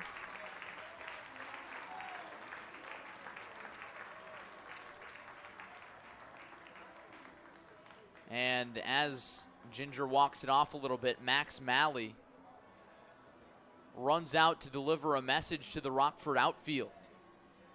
As Josh Buckley will be on third base. We're tied at 6. Bottom of the 10th inning. A fly ball to the outfield could end it. Malley signaling to the outfield to come in. Cam McDonald, Tyler Hawkins, and Daniel Cantu from left to right. JT Scarrow with a mound visit, talking with his infield and Tucker Shalley as to what to do here. Nobody out, and the automatic runner, Josh Buckley, now on third base. So the Jackrabbits are 90 feet away from escaping with a victory after they led by 3 going into the 9th inning. Rivets scored 3 in the inning to tie it. Left the go-ahead run on third base. And now we're ready for baseball again. Infield comes in for Rockford. The count is 1-1 on Ryan Ellis. Buckley on third with a short lead. The set and the 1-1 from Shalley. Swung on and popped up. Foul territory, third base side, and that finds the seats. So the count is 1-2. Tucker Shalley so desperately needs a strikeout. But if there's anybody who can do it, it's him. 14 strikeouts on the season out of the bullpen. Outfield in, infield in. Ellis has 1 strikeout today. That came back in the 4th inning. Left-handed batter, right-handed pitcher. Shalley sets, kicks, and fires the 1-2. Slapped foul, out of play. Ellis fighting that one off just to stay alive, and we'll have another 1-2 pitch. Rockford and Kokomo knotted in third place in the Great Lakes East Division. Each team at 13-13. Rivets with their 4-game win streak on the line. Tucker Shalley, the fireballing right-hander, has the sign. Sets above the letters. And another 1-2 pitch. Swung on and poked foul down the left field side again. And the battle rages on.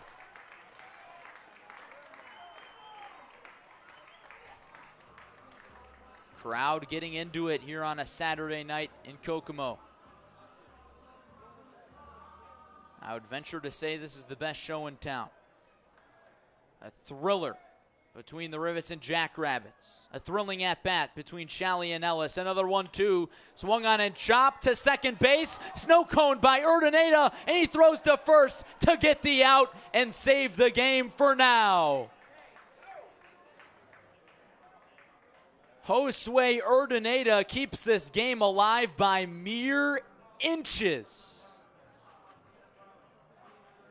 Josh Buckley remains on third base. An incredible play by the Rockford second baseman.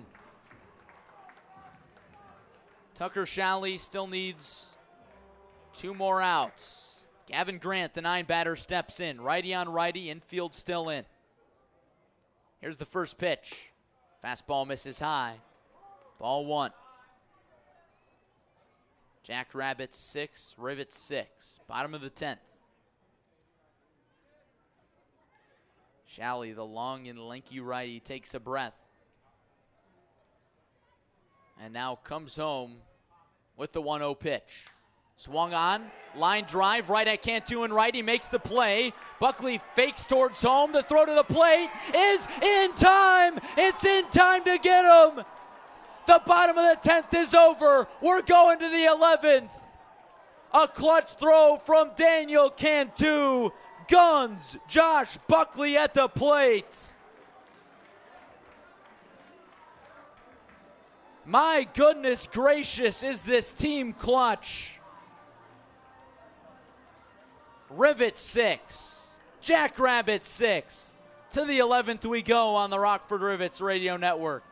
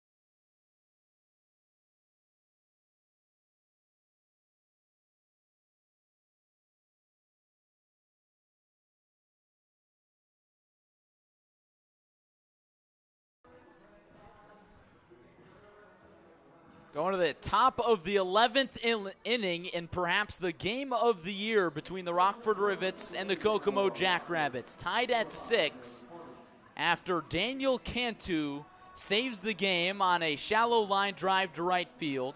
He throws to the plate and guns out Josh Buckley to end the inning. Tucker Shalley and company get out of it, and now the Rivets get another chance as we move to the 11th. It's Grant McGill batting in the 9 spot. McGill started the game on the bench, but now coming in as a defensive substitution for Rockford. He had an RBI double in yesterday's Rivets win. Rockford has won 4 games in a row, looking to make it 5. Brody Harding is the runner on second. Chris Santiago still in the game. He delivers the first pitch, and it's a chopping bunt that bounces foul off home plate, and it's 0-1. McGill, the redshirt freshman from Indiana State, has struggled a little bit here and there for Rockford, but he's starting to turn it on. He's got an RBI in each of his last 2 starts.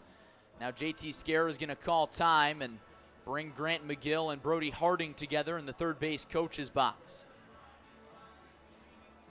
Love it or hate it, this extra innings rule in which every inning starts with a runner on second base brings out the strategy in baseball. Do you bunt? Do you swing away? Do you put on some sort of pickoff play if you're the defense? Perhaps. We saw Kokomo try that in the top of the 10th inning.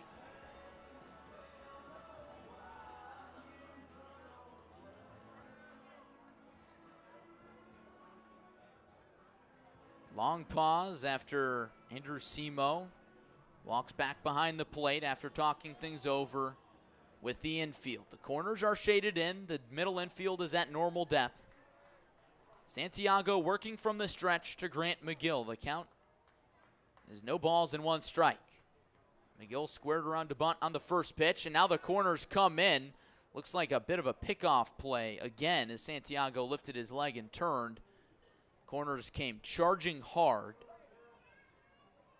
Either a pickoff play or maybe just the bunt defense.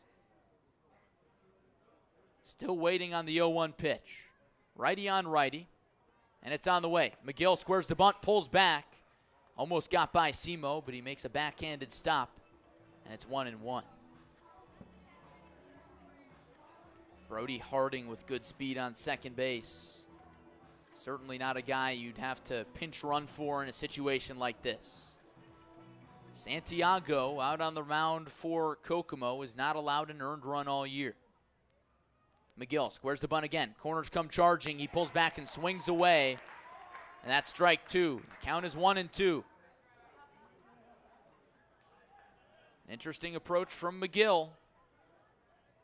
And now tilts his head at JT Scara after he gets the sign. We'll see what that sign means. Brody Harding on second base. Rivets and Jackrabbits tied at 6. Top of the 11th inning in a thriller. 1-2 from Chris Santiago. Fastball misses up and in. Ball 2. Top of the order, and Josue Urdaneta is on deck. Josue has proved to be oh so clutch. He tied the game. Got the Rivets within 1, excuse me. Or no, he did tie the game in the 9th inning. Next pitch to McGill. Chopper to short.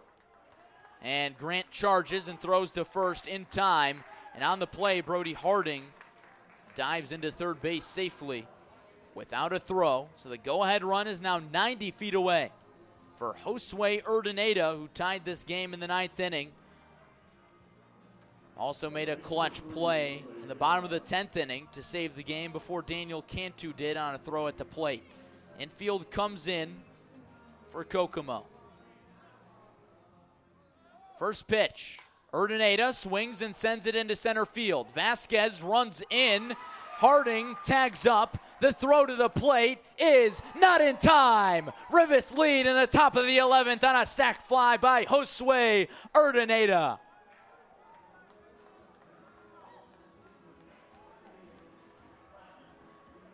Rivets come back from down 3 in the 9th, score 3 runs, somehow escape the bottom of the 10th, and now they lead. The score is 7-6. Bases empty, and 2 down for Tyler Hawkins. Santiago back to the windup. Righty on righty, and the first pitch is swung on and pulled foul down the third base side. Hawkins was all over it.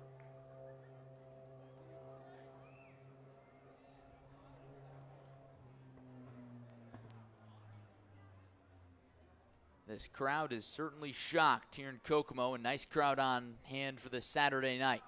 The 0-1 off speed misses inside. Hawkins shifts his hips out of the way, and the count is 1-1. Never a such thing as too many runs, as some fans playing ball out in right field chucked the ball over the fence, and it rolled out near the foot of Dylan Dennis out in right field. Now we're back on, and Santiago delivers the 1-1, and it knocks down Hawkins. A pitch up and in. Hawkins had to turn and duck and hit the deck, and the count is 2 balls and 1 strike. 2-1 pitch. Swing and a miss, a big hack from Hawkins on some high heat. And the count is 2 balls and 2 strikes. Wind still blowing out to left field. It has been all game long. Nobody's taken advantage, just 1 home run in this game, and it was to right field off the bat of Philip Matulia in the 6th inning. Santiago winds and delivers it 2-2, and he blows the fastball by Hawkins again for strike 3. But the Rivets take the lead in the 11th inning on a sacrifice fly off the bat of Josue Urdaneta to score Brody Harding. Last chance for the Jackrabbits, as Tucker Shalley is going to come back out to try and pick up the save. Buckle your seatbelts. Don't go anywhere on the Rockford Rivets Radio Network.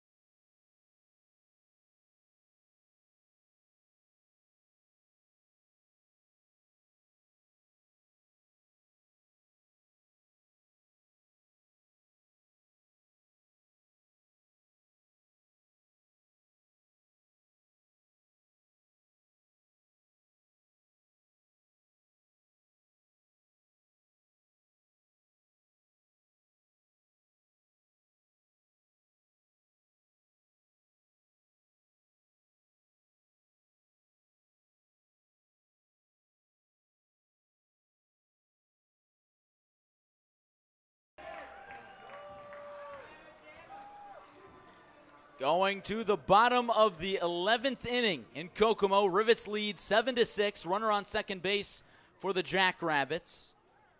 And that runner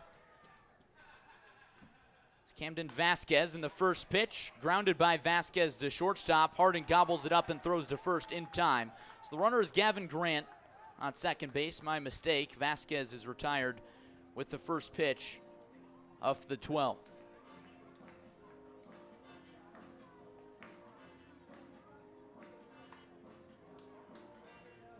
Bottom of the 11th inning, Rivets taking the lead on a sacrifice fly by Josue Urdaneta in the top of the 11th after the Rivets came back from down 3 runs in the top of the 9th. We're going to have a pinch hitter now. Jacob Marcy, a left-hander, comes on for the right-hander Andrew Simo. On the ground out, Gavin Grant remained on second base.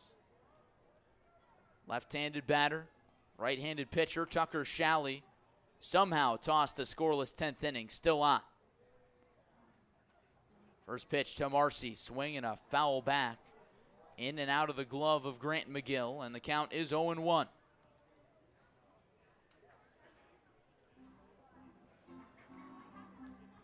Rivets taking the lead after their 4-game win streak was on the ropes.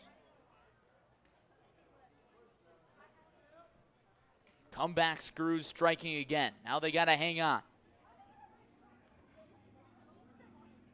0-1 to Marcy. Fastball misses inside, and the count is 1-1. Marcy, the redshirt freshman from Central Michigan, has had his fair share of clutch hits in this calendar year. Won the MAC championship for Central Michigan on a game-winning hit in a game over Toledo. Here's the 1-1 from Shalley. Swing and a miss. The lanky righty blew the smoke by Marcy, and the count is 1-2. Gavin Grant on second base, making no motion towards third. He represents the tying run, while Marcy represents the go-ahead run. This game could still end with one swing of the bat. Power on power here. 1-2 from Shalley. Swing and a miss on an awkward pitch. He got him on the off-speed stuff, and there are 2 down. Jackrabbits down to their final out in the bottom of the 11th. 7-6 Rivets, and the final hope for Kokomo is Luke Spillane.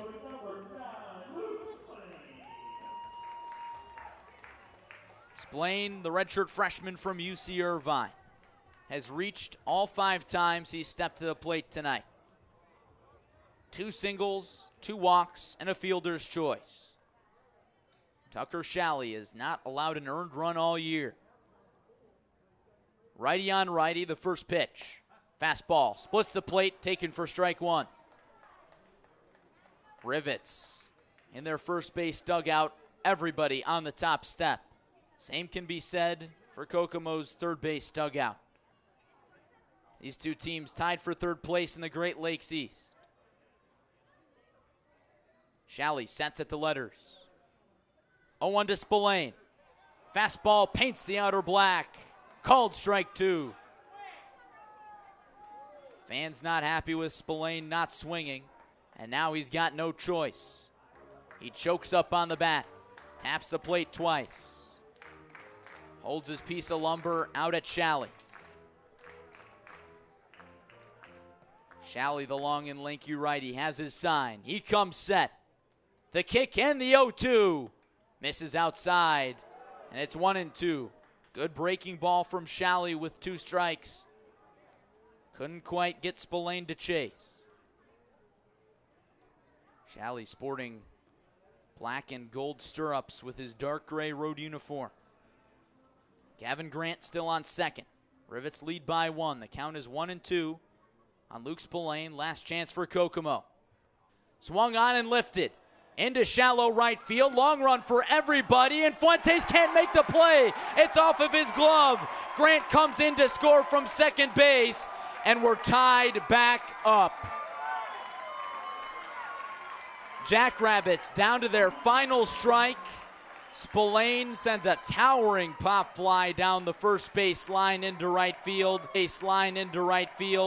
Fuentes couldn't make the over-the-shoulder grab, and Grant comes in to score from third. Spillane into second. And now a base hit could win it for the Jackrabbits. Still 2 outs. Shalley just looking to extend this game. And it comes down to Dylan Dennis now. Dennis has 1 hit today. Came back in the first inning. 1 here would certainly be bigger, and the first pitch is a fastball that misses outside. 1-0. A heart-pounding contest between the Rockford Rivets and Kokomo Jackrabbits. Back and forth we go in the late stages. Now tied at 7 in the bottom of the 11th. Shalley comes set. Here's the 1-0. Swing and a miss on a high fastball, and it's 1-1. There's somebody loosening up in the Rivets bullpen. I don't think it's anything serious. It looks like a player warming up without a glove. The crowd is reinvigorated at Kokomo Municipal Stadium. Tucker Shalley sets above the letters. Here comes the 1-1 pitch. Swinger, a liner to second base. Urdaneta shades towards the middle and makes the grab, and the inning is over. However, the Jackrabbits tie the game on a blooper down the right field line off the bat of Luke Spillane, and Gavin Grant dashes home, and we are tied at 7 going to the 12th inning. What's next in this one? Who knows? Find out next on the Rockford Rivets Radio Network.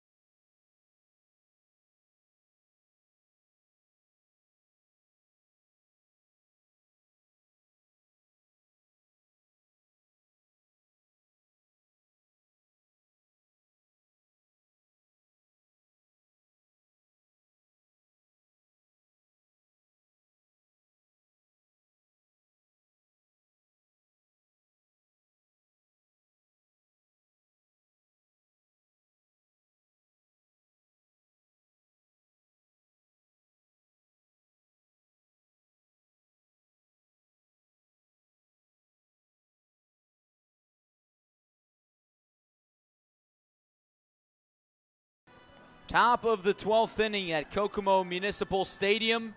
This one has gone back and forth. It looked like the Rivets were going to come out with the victory. They had the Jackrabbits down to their final strike in the bottom of the 11th before Luke Spillane came through with a double to score Gavin Grant and knot this thing up at 7 apiece.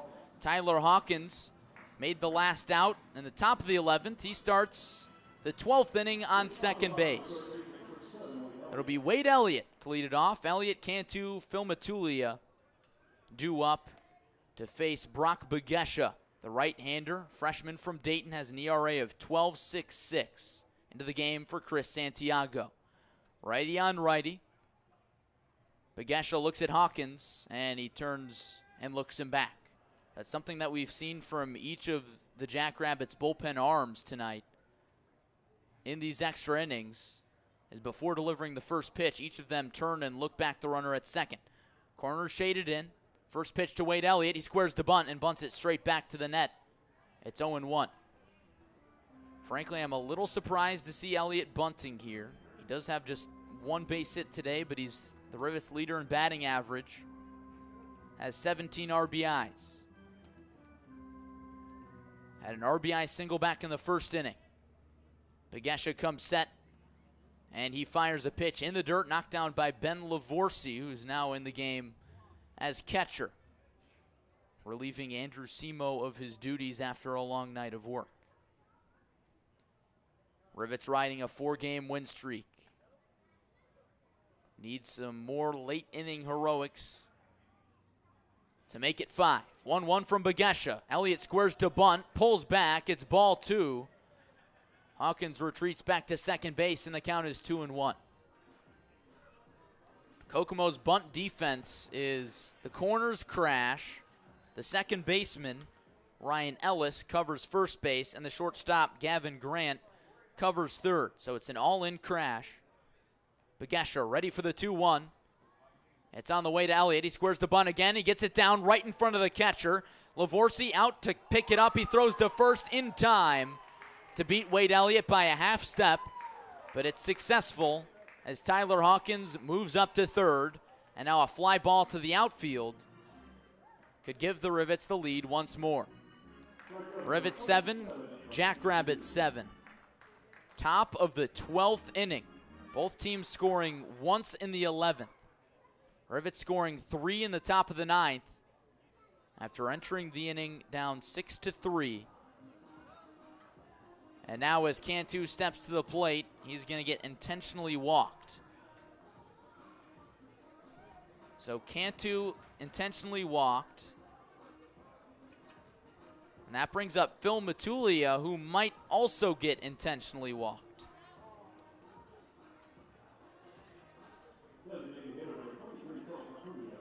Phil Matulia tripled in the first, homered in the 6th.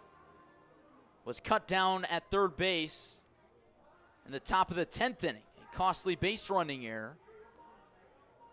But it's part of what's gotten us here to the top of the 12th. Rivets and Rabbits tied at 7, tied in third place in the Great Lakes East. First pitch to Matulia, misses down and away for ball 1. Matulia, since his home run in the 6th, is 0 for 2. Ground out to first and a line out to second base in the 9th inning. A screamer. Looked like it could give the Rivets the lead, but Ryan Ellis caught it. The 1-0, swing and a miss. Pitch downstairs, perhaps even outside of the zone from Begesha, and the count is even at 1. Double plays in order with Cantu on first, but the go-ahead run in Hawkins on third base. Right-handed pitcher, left-handed batter. Begesha sets at the belt. Here comes the 1-1. Swing and a miss. Fastball on the outer half. A great pitch from the freshman from Dayton. And the count is 1-2. All Matulia has to do is send a drive to the outfield, and he could give the Rivets the lead once more. Begesha from the stretch. Looks at Cantu at first. Comes set at the belt. Kicks and delivers the 1-2 pitch. Misses up and away, and it's 2-2.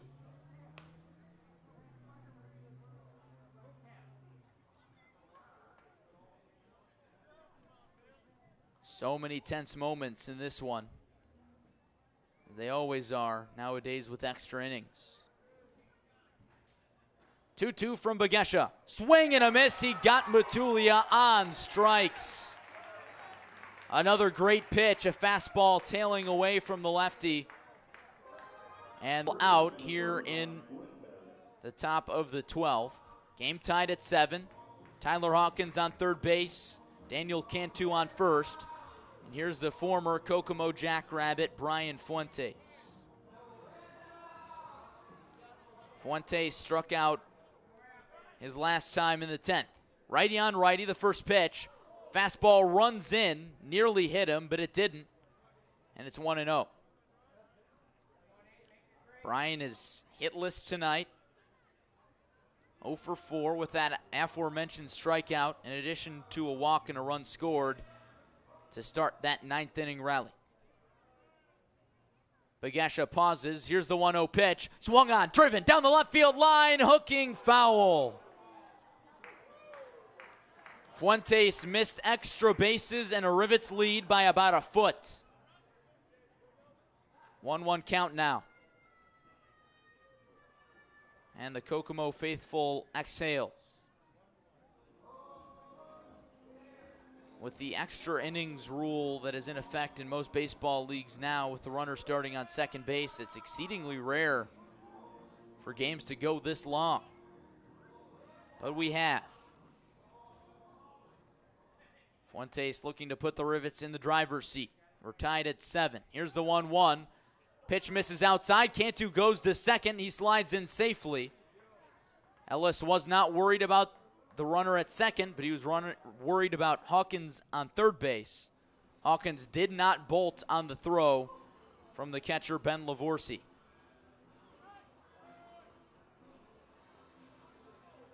The pitch was a ball, and the count is 2 balls and 1 strike on Fuentes. A single now could give the Rivets 2 runs. Of course, the most important run is 90 feet away, the go-ahead. 2-1, fastball misses outside. Lavorsi just getting enough on it with his glove to prevent a pass ball. The count is 3 balls and 1 strike. Cam McDonald waits on deck. Fuentes is probably going to get a good pitch to hit here on 3-1. Bagesha comes home with the pitch. It misses up and in, and the bases are loaded for Cam McDonald. Tyler Hawkins, the go-ahead run on third.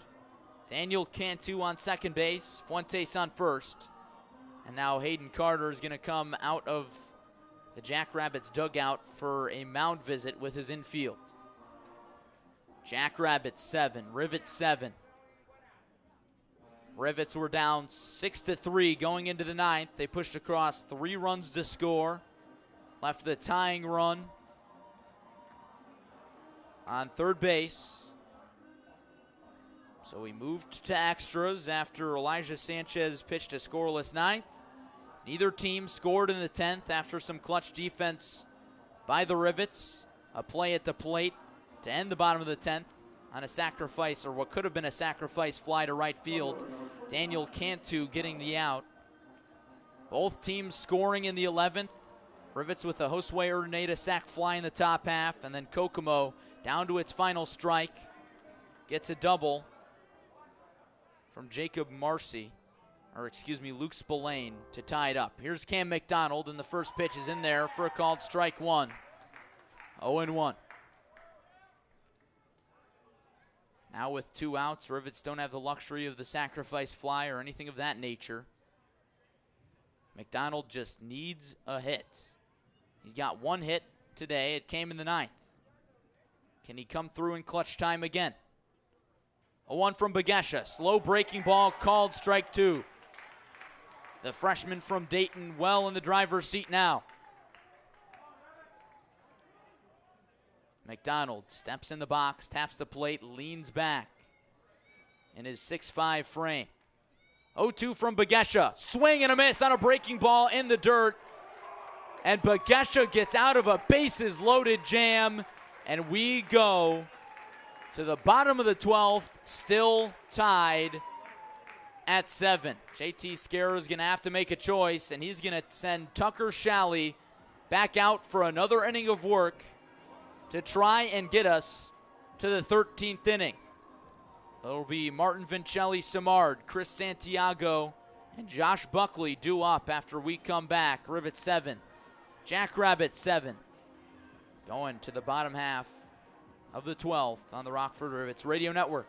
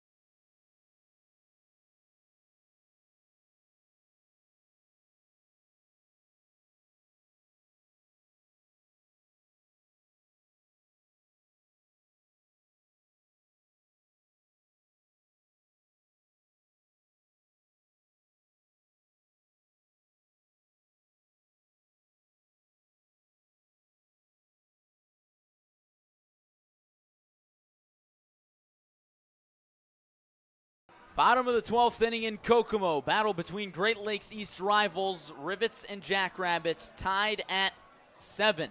Tucker Shalley, the Rivets setup man / closer, is back out there now for a third inning of work. He pitched the 10th, pitched the 11th, and now he's going to try to get us to the 13th inning. He'll face Martin Vincelli Samard, Chris Santiago, and Josh Buckley, marking 5, 6, 7 in the Jackrabbits order. Dylan Dennis will start the inning on second base. A base hit could end this thrilling game. Rivets coming back with 3 runs in the top of the 9th to get this thing to extras. Both teams scoring once in the 11th. Righty on righty. Tucker Shalley has time called by Vincelli Samard before the first pitch. Tucker Shalley has not allowed an earned run all season long as rain starts to fall in Kokomo. Here's the first pitch. Fastball misses inside. And now we could have one heck of a predicament on our hands as a storm starts to move in here in central Indiana. Rain falling under the lights. Winning run on second base as a storm cell moves through Kokomo. A downpour now. Shalley looks at the runner on second. Here's the 1-0 pitch. Fastball swung on, popped up foul. Out of play, and it's 1-1. Sheets of rain coming down on the artificial turf surface at Kokomo Municipal Stadium. And now it's downpouring. Jackrabbits cheering, making some noise. No rain delay quite yet. JT Scara calls time. Trying to call time. It's not granted. Here's the 1-1 to Vincelli Samard. Swung on and popped up. This one might stay in play, but it doesn't. Falls into the seats. And now the count is 1-2. This is a remarkable scene in Kokomo. What's next? JT Scara is going to come out and discuss with Scott Ginger, the home plate umpire, as to why this game is not delayed. You can see the raindrops coming down in buckets under the lights. The Rivets are soaked, as are the Jackrabbits, and we are going to a rain delay. Home plate umpire Scott Ginger leading his crew off the field for a brief discussion with the grounds crew. Now the rain's starting to lighten up, but it's still coming down at a good clip. And now the grounds crew waves the umpires back onto the field. This is a great advantage for the Jackrabbits, who are now all on the top step of the third base dugout, waving at their fans who are all gathered under the canopy on the third base side. Rivets and Jackrabbits tied at 7.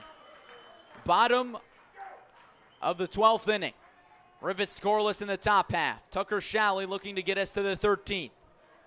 1-2 count on Vincelli Samard. Here's the pitch. Swinging a little tapper, back to the mound.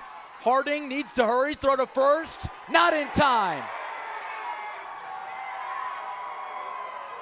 It was a tapper back to the mound that got through Shalley. He stumbled And Harding couldn't make it in time, and on the play, Dylan Dennis moves to third. Runners on the corners with no out, and now JT Scare is going to come out for a mound visit with the Rivets infield. The rain has now almost completely stopped.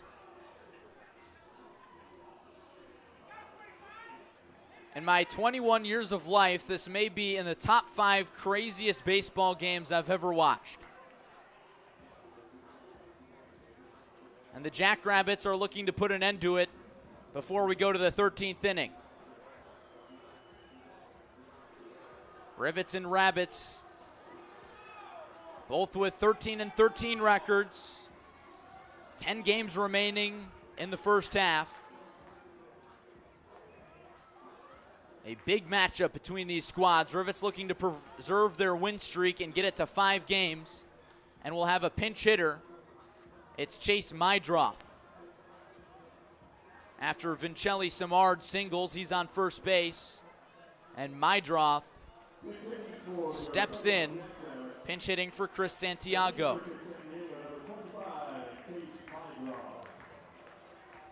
The rain has now completely subsided, and Mydroth will be intentionally walked. The bases are loaded with no outs in the bottom of the 12th. All Kokomo needs is something past the infield.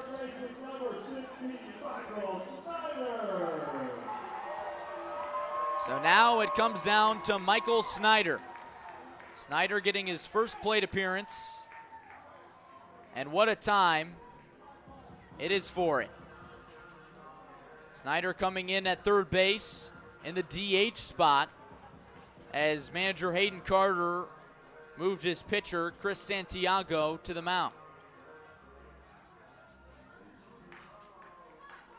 That move came back in the 9th inning when the Rivets scored 3 runs to tie this game and send it to extras. But it could all end right here. Tucker Shalley against Michael Snyder. Righty on righty, infield in. The first pitch misses low and away, ball 1.